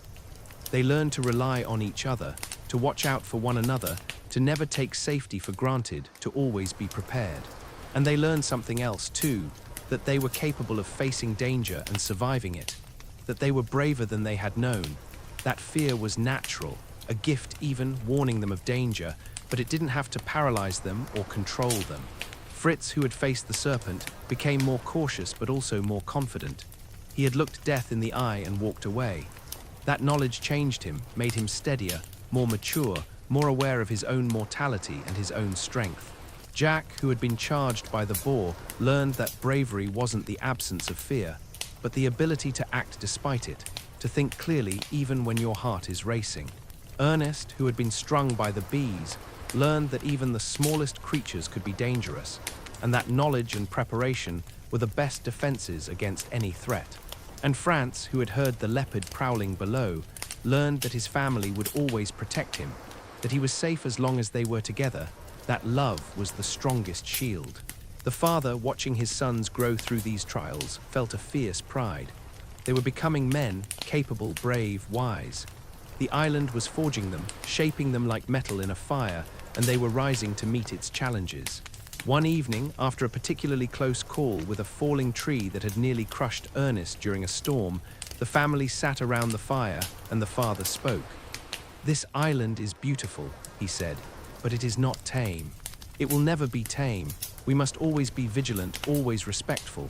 We are guests here, and we must remember that. The island allows us to live here, but it could take that away in a moment if we're careless. But we're not helpless," Fritz added, his voice firm. "We've learned so much. We know how to protect ourselves, how to read the signs, how to avoid danger." "We do," the father agreed, "and that knowledge is our greatest weapon. Not the muskets, not the knives, but the wisdom to avoid danger when we can, and the courage to face it when we must." The mother nodded, her eyes reflecting the firelight. "And we have each other. That's our true strength. Together we can face anything." They sat in silence, watching the fire, listening to the night sounds of the island, sounds that no longer frightened them quite so much, because they understood them now, because they had learned to live with them. The island was dangerous, but it was also home, and they had learned to live with both truths, to honor both, to find peace in the balance between caution and courage. As their first year on the island drew to a close, the father decided it was time to expand their capabilities even further. The raft they had built on that first desperate day had served them well, ferrying supplies from the ship and allowing them to explore the nearby coastline. But it was crude and limited, slow and unwieldy. If they were to truly explore the island's coastline, to fish in deeper waters, to perhaps even venture to other islands they had glimpsed on the horizon during clear days, they would need something better. They would need a proper boat. The father had some knowledge of boat building from his youth, memories of watching craftsmen work in the shipyards of his homeland, and Ernest had found a book on naval construction among the salvaged volumes from the ship. Together, they studied the principles, sketched designs on pieces of bark with charcoal, and planned their approach with the same care they had given to building the treehouse. The project would be ambitious, perhaps the most ambitious thing they had attempted, but the family had learned over the months that they were capable of more than they had ever imagined, that challenges that seemed impossible at first could be overcome with patience, cooperation, and determination. They chose a spot on the beach where they could work in the shade of palm trees, protected from the worst of the midday sun, and they began to gather materials. They needed wood, strong, straight planks that could withstand the stress of the waves, and they found it in the wreckage of the ship, which still clung to the reef, slowly being broken apart by the relentless action of the waves. They made trip after trip in the old raft, salvaging what they could, hauling the heavy timbers to shore, sorting them by size and quality. They needed tools, saws, hammers, nails, chisels, planes, and these they had carefully maintained and sharpened over the months. They needed rope and canvas for the sail, and these too they had in abundance, salvaged from the ship's stores. And they needed time, patience, and skill. The work began in earnest. The father and Fritz did most of the heavy construction, shaping the hull, fitting the planks together with joints that had to be precise, caulking the seams with a mixture of pitch and fiber to make them watertight. Ernest calculated measurements, ensuring that the boat would be balanced and stable, that it would handle well in the water. Jack helped where he could, fetching tools and materials, learning by watching, asking questions. And even Franz contributed, sanding the wood smooth with stones, his small hands working diligently, proud to be part of the project. The mother supported them all, bringing food and water throughout the long days of work, tending to the cuts and splinters that were inevitable in such labor, offering encouragement when the task seemed overwhelming, when mistakes had to be undone and redone. It took months. There were setbacks, planks that split despite careful handling, joints that didn't fit properly and had to be recut, designs that looked good on paper but didn't work in practice and had to be rethought and rebuilt. But slowly, steadily, the boat took shape. It was beautiful. Not large, perhaps 20 feet from bow to stern, but sturdy and well-made, with a graceful curve to its hull and a mast that stood tall and straight. They painted it with a mixture of clay and plant dyes, giving it a warm, reddish-brown color that reminded them of autumn leaves. And they named it, after much discussion and debate, the Deliverance, a name that spoke to their gratitude for being delivered from the storm and their hope for whatever the future might bring. The day they launched it was a celebration. The whole family gathered on the beach, dressed in their best clothes, and with ropes and rollers made from logs, they pushed the boat down to the water. It slid across the sand, leaving a deep furrow, and then it touched the waves. For a moment, they held their breath, waiting to see if it would float, if all their work had been worth it, if the months of labor would be rewarded or wasted. It floated, perfectly balanced, riding the gentle swells like it had been born to the water, like it belonged there. Fritz let out a whoop of joy, and Jack splashed into the water, climbing aboard with the agility of a sailor. The father followed, more carefully, and together they raised the sail, a patchwork of canvas they had sewn together, not beautiful but functional and strong. The wind caught the sail, and the boat moved, gliding across the water with a grace that took their breath away. It responded to the rudder, turning smoothly, and the father felt a surge of pride so strong it brought tears to his eyes. They spent the rest of the day sailing around the bay, learning how the boat handled, how to tack and jibe, how to read the wind and the currents, how to work together as a crew. And when they returned to shore as the sun was setting, their faces were flushed with excitement and pride. "We did it," Fritz said, his voice filled with wonder. "We actually built a boat. A real boat." "We did," the father agreed, his hand on his son's shoulder, his grip firm. "And now we can explore. We can see what lies beyond our little corner of the island. We can discover what else this place has to offer." In the days that followed, they took the Deliverance on longer and longer voyages.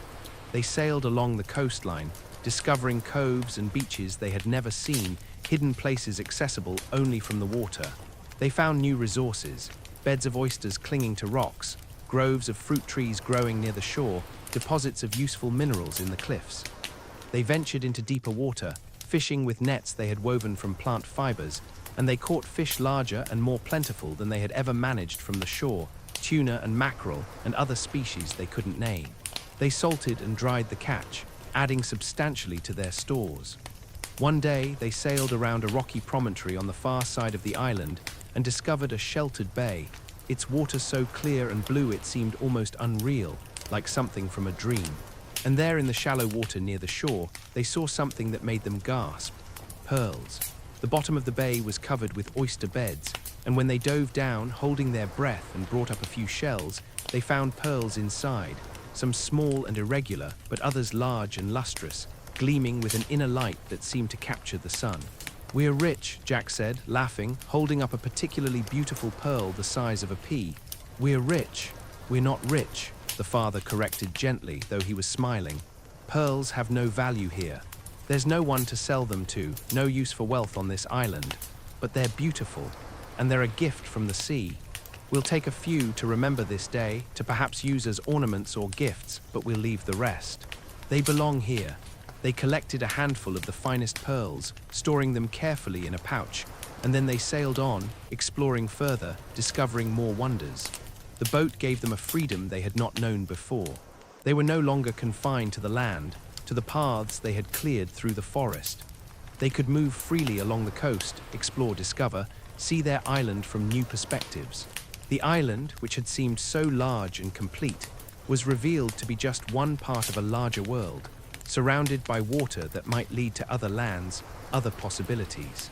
One evening, as they sailed back to their bay, the sun setting in a blaze of orange and gold that painted the water with fire, the father looked at his family. His sons working the sail and the rudder with confidence and skill, his wife sitting peacefully in the bow, her face turned to the wind, her eyes closed in contentment, and he felt a profound gratitude. They had lost so much in the shipwreck. Their possessions, their plans, their certainty about the future. But they had gained something too. They had gained skills they never would have learned in their old life. They had gained confidence in their own abilities. They had gained a closeness that came from working together toward common goals, from depending on each other for survival. "This boat," he said, his voice carrying over the sound of the waves, "is more than wood and canvas. It's proof of what we can do when we work together. It's proof that we're not just surviving anymore. We're thriving, we're creating, we're living fully." The mother opened her eyes and smiled at him, her face radiant in the golden light. "It's proof that we're home, truly home." And as the Deliverance cut through the water, carrying them back to the beach where their treehouse waited, where their garden grew, where their animals grazed, where their cave stood ready to shelter them, they felt it, the deep, abiding sense that they had found something precious. Not just survival, not just shelter, but home, purpose, family, life, and that was worth more than all the pearls in the world. The discovery of the ostrich herd in the valley had always intrigued the boys, and now, with Swiftfoot tamed and the family more confident in their abilities, they decided to attempt something bold, an ostrich hunt.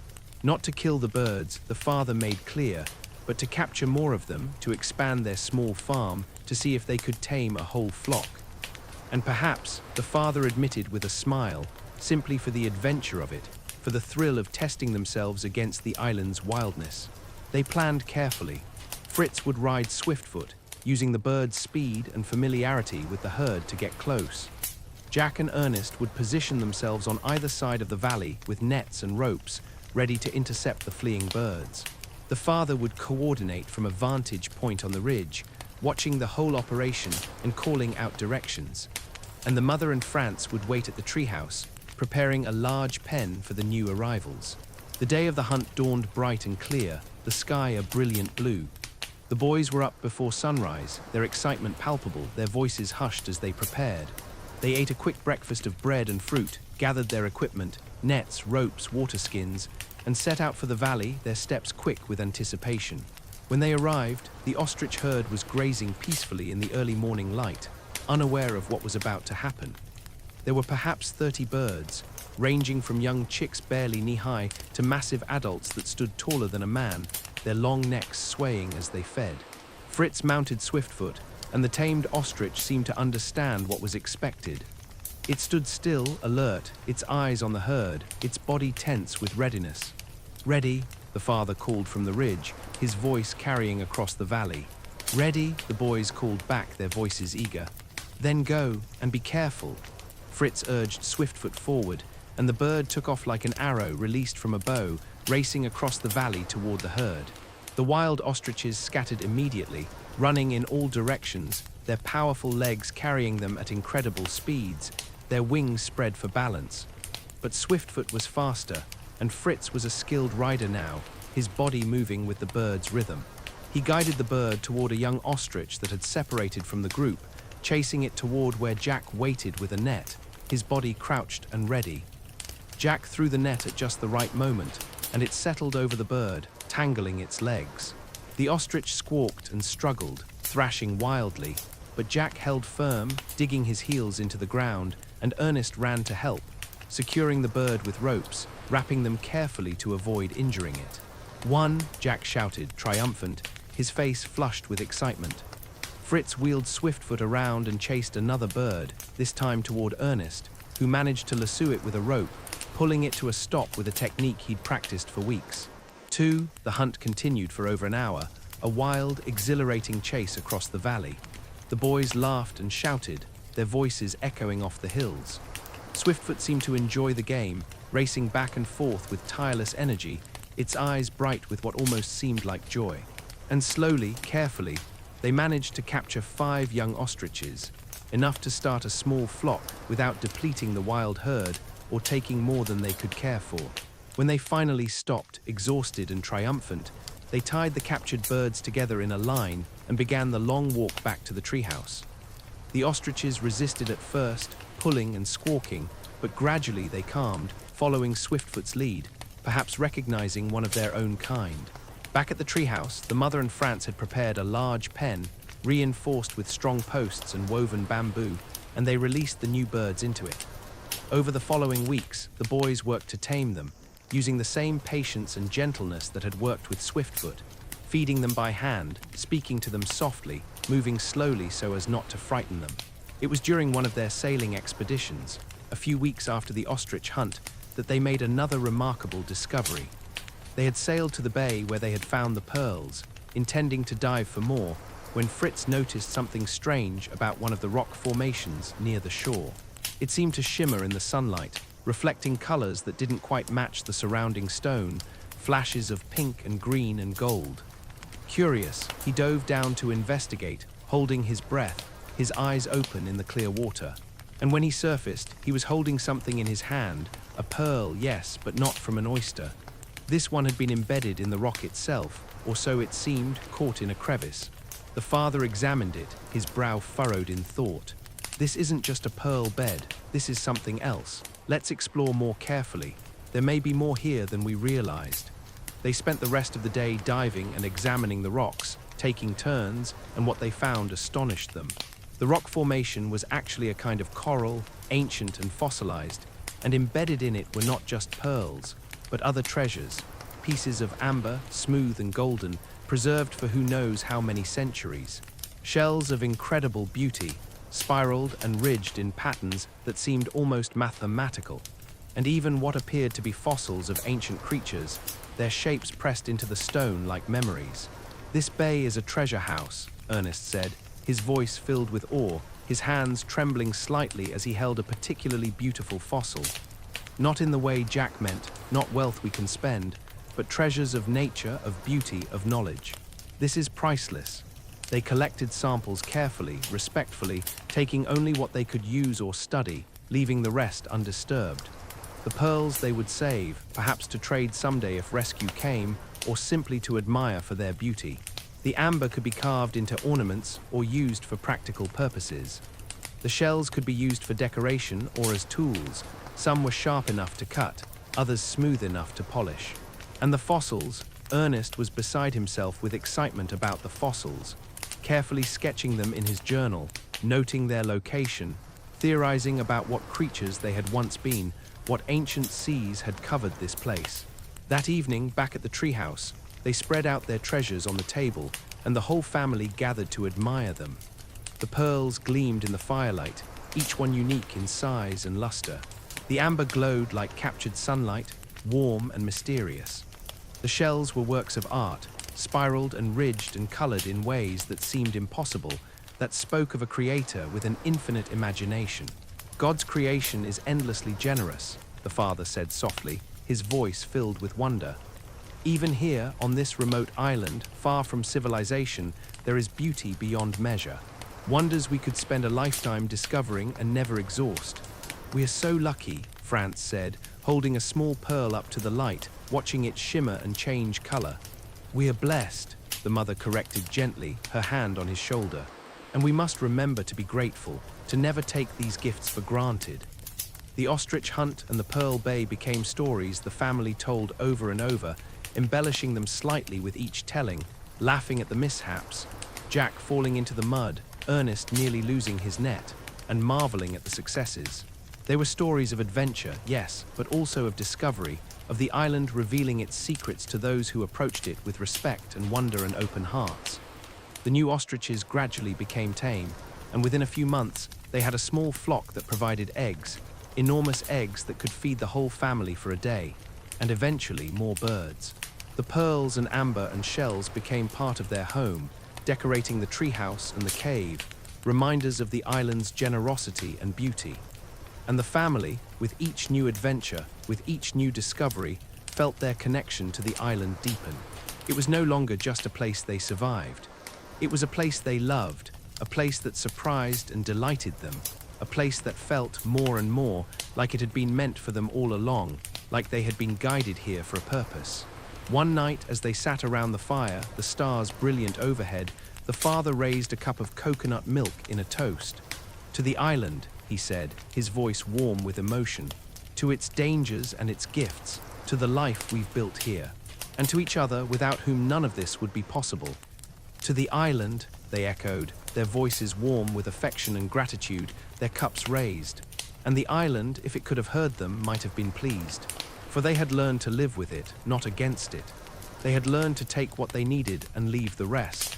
They had learned to see its beauty, to respect its power, to honor its wildness while making a home within it. And that perhaps was the greatest treasure of all. The storm came without much warning. They had noticed the signs, of course. The father had taught them well to read the sky, the wind, the behavior of the animals. The birds had been restless for days, flying inland in great flocks, their calls urgent and strange. The air had grown heavy and still, oppressive in a way that made breathing difficult, that made the skin prickle with unease. The horizon had darkened, clouds piling up like mountains in the distance, their edges lit with an eerie green light. "A big one is coming," the father said, his voice calm but serious, his eyes on those distant clouds. "Bigger than any we've seen. We need to prepare, now." They had been through storms before, had sheltered in the cave while rain lashed the island and wind howled through the trees. But something about this storm felt different, more ominous, more powerful. The very air seemed to vibrate with potential violence. They spent the day securing everything they could. They brought the animals into shelters, the ostriches into their reinforced pen, which they covered with additional layers of canvas and rope, the cow and goats into a lean-to they had built against the cliff near the cave, the chickens into crates that could be moved inside. They pulled the deliverance high onto the beach, far above the high tide line, and tied it down with multiple ropes anchored to trees and rocks, creating a web of security. They gathered all their tools and supplies and moved them into the cave, everything they couldn't afford to lose. And then they climbed down from the treehouse one last time, taking one last look at their home in the branches, and made their way to the cave, carrying what remained of their possessions. The storm hit that night with a fury that took their breath away. It began with wind, not the gentle breezes they were used to, but a roaring, violent wind that bent the trees nearly horizontal and tore leaves from branches, sending them flying like green snow.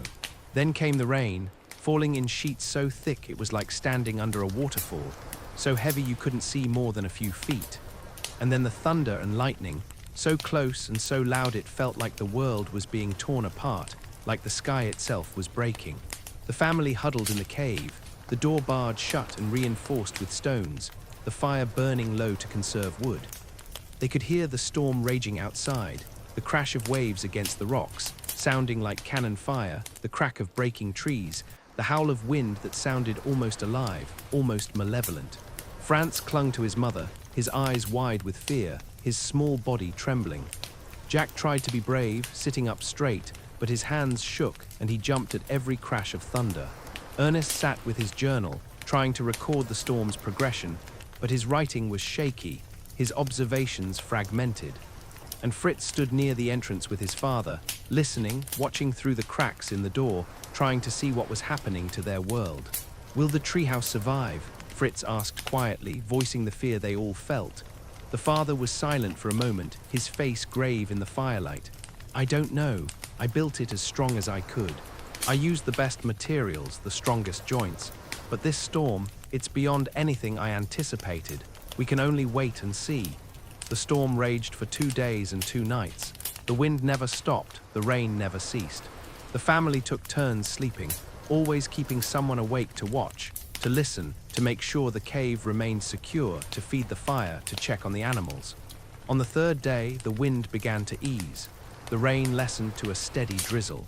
And finally, blessedly, the storm passed, moving on to torment some other part of the ocean, leaving them battered but alive. When they emerged from the cave, blinking in the sudden sunlight that seemed almost too bright after days of darkness, they saw the damage. The beach was littered with debris, broken trees, torn vegetation, pieces of their old raft scattered across the sand like toys. The garden had been flattened, the plants beaten down by the rain and wind, many of them torn from the ground entirely. The animal pens had been damaged, posts broken and canvas torn, though the animals themselves had survived, huddled together and frightened but alive, bleating and clucking their distress. And the treehouse, the father's heart sank when he saw it. The structure was still standing, testament to his careful construction, but barely. One side had been torn away by the wind, the canvas walls shredded to ribbons, the floor tilted at a dangerous angle. The ladder hung broken, several rungs missing. It was damaged, perhaps beyond repair.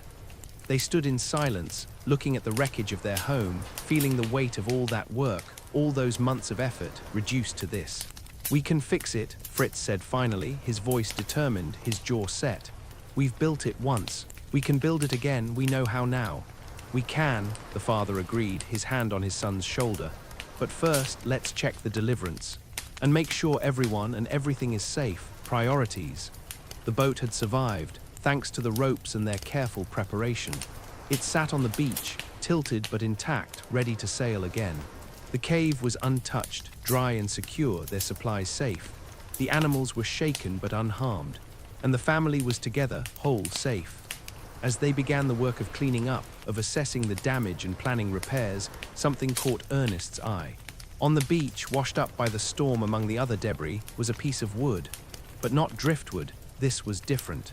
It was a plank, clearly cut and shaped by human hands, with metal nails still embedded in it. And there was writing on it, faded but still legible, carved into the wood. The father examined it, his heart beginning to race. "This is from a ship, a recent ship by the look of it. The wood isn't weathered enough to be old." "Does that mean," Fritz began, his voice rising with excitement, "it means there are other ships in these waters. It means we're not as isolated as we thought. It means someone else has been here or near here." They searched the beach more carefully and found more debris, pieces of rope, still strong and usable, a barrel with markings in a language they didn't recognize, a torn sail. All evidence of a ship that had passed nearby, perhaps caught in the same storm, perhaps wrecked like they had been. "Should we signal?" Jack asked, his voice eager, his eyes bright. "Build a fire, send up smoke. They might still be nearby." The father considered, looking out at the horizon. "The storm has passed. If there was a ship, it's likely gone now, either sunk or sailed on, but we should prepare. We should build a signal fire on the highest point of the island, keep it ready to light at a moment's notice. And we should watch the horizon more carefully, every day." That night, as they sat in the cave, their temporary home while they repaired the treehouse, the family talked about what the debris might mean, what it might change. "Do you want to be rescued?" the mother asked quietly, her voice barely audible over the crackling fire. "If a ship came, would you want to leave?" It was a question they had all been avoiding, but now it hung in the air, demanding an answer, forcing them to confront what they had been feeling. Fritz spoke first. "I don't know, part of me misses civilization. Books, people, cities, music, conversation with others, but part of me, a big part, loves this life. The freedom, the adventure, the work we do together. The simplicity of it. I'd missed the island, Ernest said, his voice thoughtful. There's so much more to discover, to learn. I could spend years here and never run out of things to study. Every day brings something new. I want to stay, Jack said simply with the certainty of youth. This is home, this is where I belong. Franz looked up at his mother, his eyes serious. Where you go, I go. We stay together. The mother smiled, tears in her eyes, and pulled him close. And I go where this family goes, always. The father was quiet for a long time, staring into the fire, his face unreadable. I think, he said finally, that if rescue came, we would have a choice to make. And I don't know what choice we would make, but I know this, we are not the same people who were shipwrecked here. We've changed, we've grown. We've become something new, and whatever we decide, we'll decide together, as a family. They sat in silence, each lost in their own thoughts, listening to the gentle sound of waves on the shore, so different from the storm's fury, so peaceful. The storm had tested them, had damaged their home, had reminded them of nature's awesome power. But it had also brought a message, a reminder that the wider world still existed, that they were not forgotten, that someday, somehow, they might have to choose between the life they had built and the life they had left behind. But that choice was not today. Today they would rebuild. They would repair the treehouse, replant the garden, mend the pens. They would continue the work of living, of thriving, of making this island their home. And they would watch the horizon, waiting to see what the future might bring, ready for whatever came next. In the weeks that followed the storm, as they rebuilt the treehouse and replanted the garden, the family found themselves reflecting on their journey. It had been more than a year now since the shipwreck, and they were no longer the frightened, desperate people who had washed up on this shore, clinging to life and each other. One evening, as they sat around the fire, a ritual they had maintained through all the changes, all the seasons, all the challenges, the father suggested they each share what they had learned, what they had gained from their time on the island. Fritz spoke first, his voice thoughtful, his eyes on the flames. I've learned that I'm stronger than I thought, not just physically, though that too. I can lift things now I couldn't have lifted before, but mentally, emotionally, I can solve problems. I can face danger without falling apart. I can lead when I need to. And I've learned the value of patience with the animals, with building things, with myself when I make mistakes. Ernest nodded, his fingers tracing patterns in the sand. I've learned that knowledge is wonderful, but experience is better. All the books I read couldn't teach me what this island has taught me. I've learned to observe, to really see what's in front of me instead of just reading about it. And I've learned that the natural world is more complex and beautiful than any book can capture. Every day I see something that amazes me. Jack grinned, his face bright in the firelight. I've learned that being brave doesn't mean not being scared. It means doing what needs to be done even when you are scared. And I've learned that work can be fun, especially when you're working with people you love.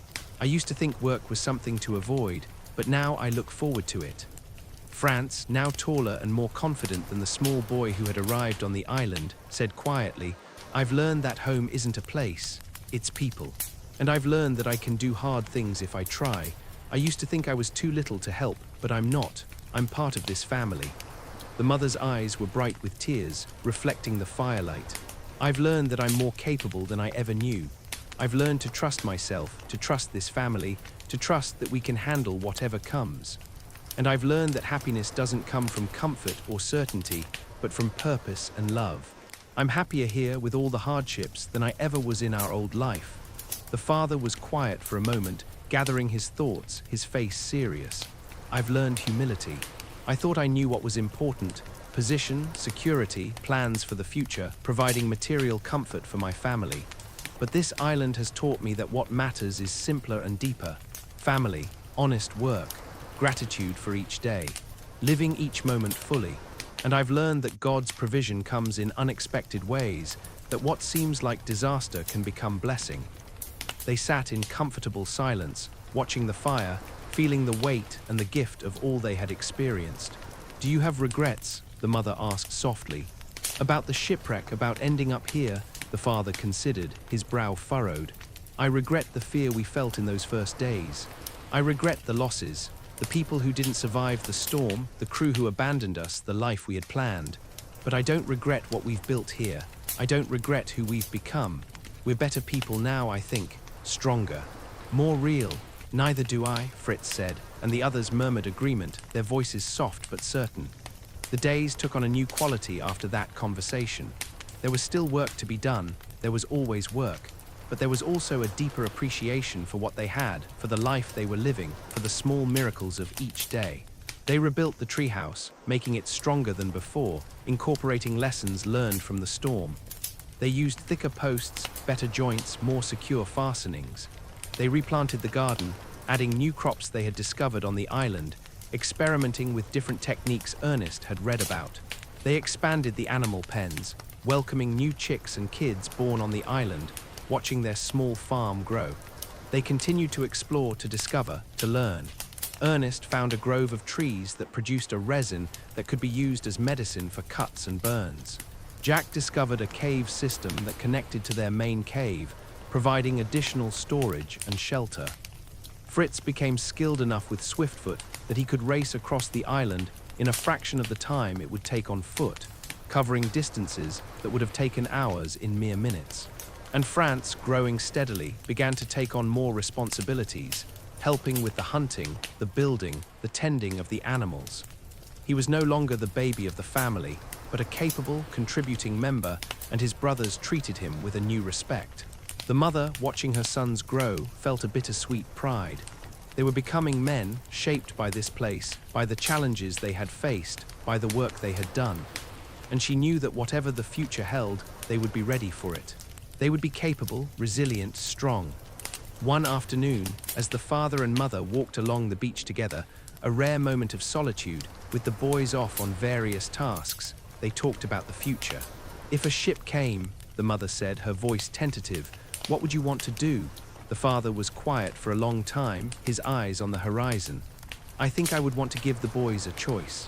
They're old enough now to have a say in their own futures. Fritz especially, he's nearly a man. He should be able to choose his own path. And you, what would you choose?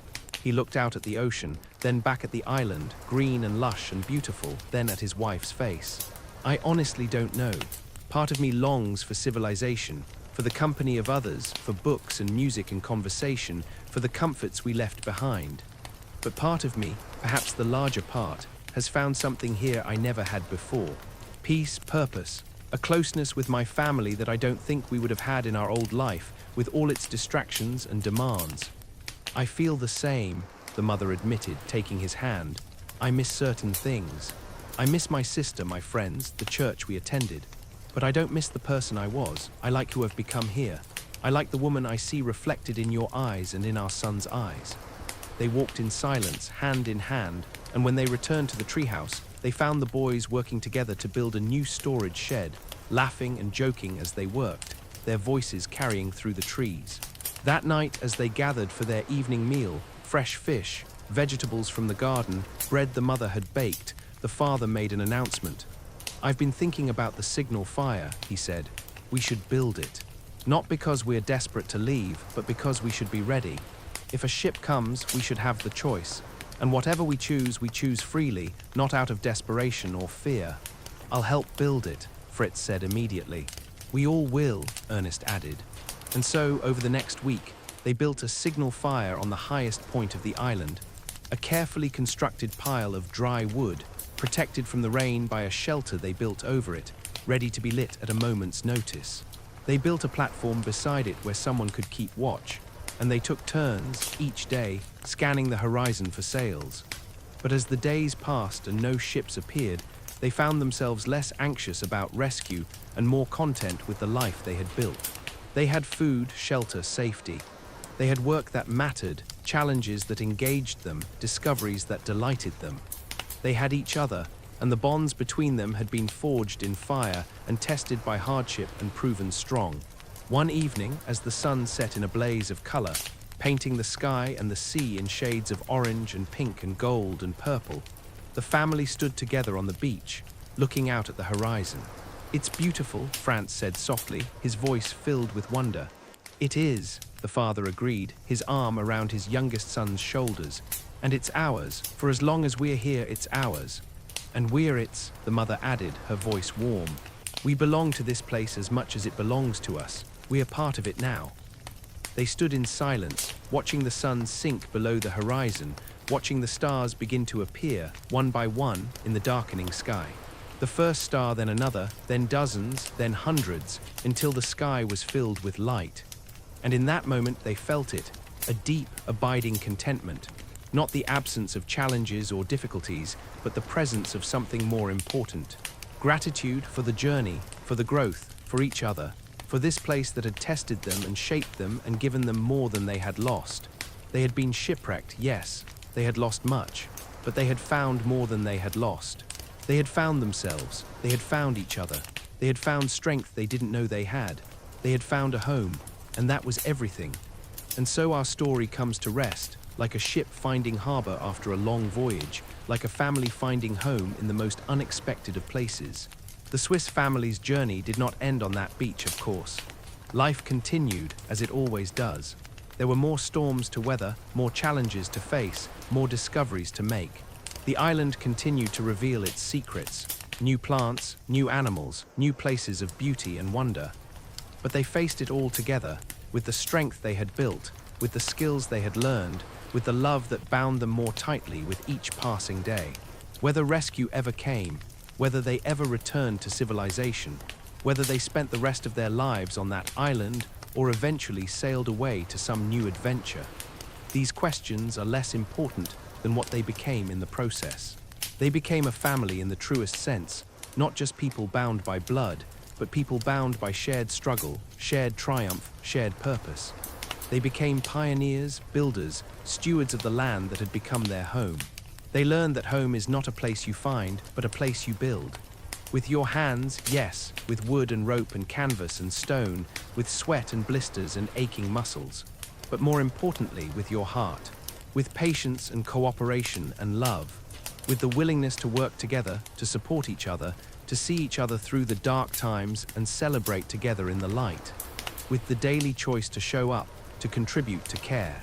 The father learned that his worth was not in his position or his plans, but in his presence. In being there, day after day, teaching his sons not just skills but values, supporting his wife not just with provision but with partnership, making decisions with wisdom and humility.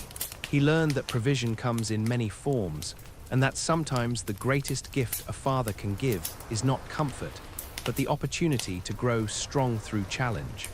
The mother learned that she was stronger than she had ever imagined, that she could adapt, could thrive, could find joy in circumstances that would have once terrified her.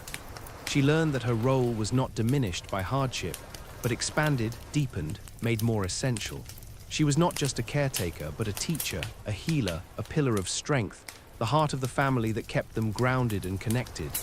And the boys, Fritz, Ernest, Jack, and France, they learned what it means to become men. Not through some ceremony or achievement, not through reaching a certain age, but through the daily work of living, of contributing, of taking responsibility for themselves and for others. They learned that strength comes in many forms, physical, yes, but also mental, emotional, moral. They learned that the world is vast and beautiful and full of wonders, and that they are capable of meeting it with courage and curiosity and open hearts. This story, at its heart, is about resilience, about what happens when everything is stripped away except what truly matters, about discovering that you have resources within yourself you never knew existed, about finding that when you work together, when you support each other, when you refuse to give in to despair, you can build something beautiful from the wreckage. You can take disaster and transform it into opportunity. It's about ingenuity, the human capacity to solve problems, to adapt, to create. Every shelter they built, every animal they tamed, every crop they planted was an act of creation, an assertion that they would not merely survive but thrive, that they would not be victims of circumstance but architects of their own destiny. It's about family, the bonds that hold us together when everything else falls apart, the way we become stronger together than we could ever be alone. The way love manifests not in grand gestures, but in daily acts of service, of patience, of showing up for each other again and again. The way a family can become a fortress, a refuge, a source of strength that never runs dry. And it's about gratitude for the gifts we're given, even when they come wrapped in hardship, for the lessons we learn, even when they're difficult, for the growth that comes from challenge, for the strength that comes from struggle, for the joy that comes from simple things when we learn to see them clearly, for the beauty that surrounds us, if only we have eyes to see it. The island gave the family everything they needed, but more than that, it gave them the opportunity to discover what they were capable of. It gave them the space to grow, to change, to become the people they were meant to be. It stripped away the unnecessary and revealed the essential. It tested them and found them strong. And perhaps that's the deepest truth of this story, that sometimes we need to be shipwrecked. Not literally, perhaps, but metaphorically. Sometimes we need everything we thought we knew to be swept away so that we can discover what's really important. Sometimes we need to be stripped down to the essentials so that we can see clearly what matters and what doesn't. Sometimes we need to lose our way so that we can find ourselves. The Swiss family was shipwrecked, yes, but they were also delivered.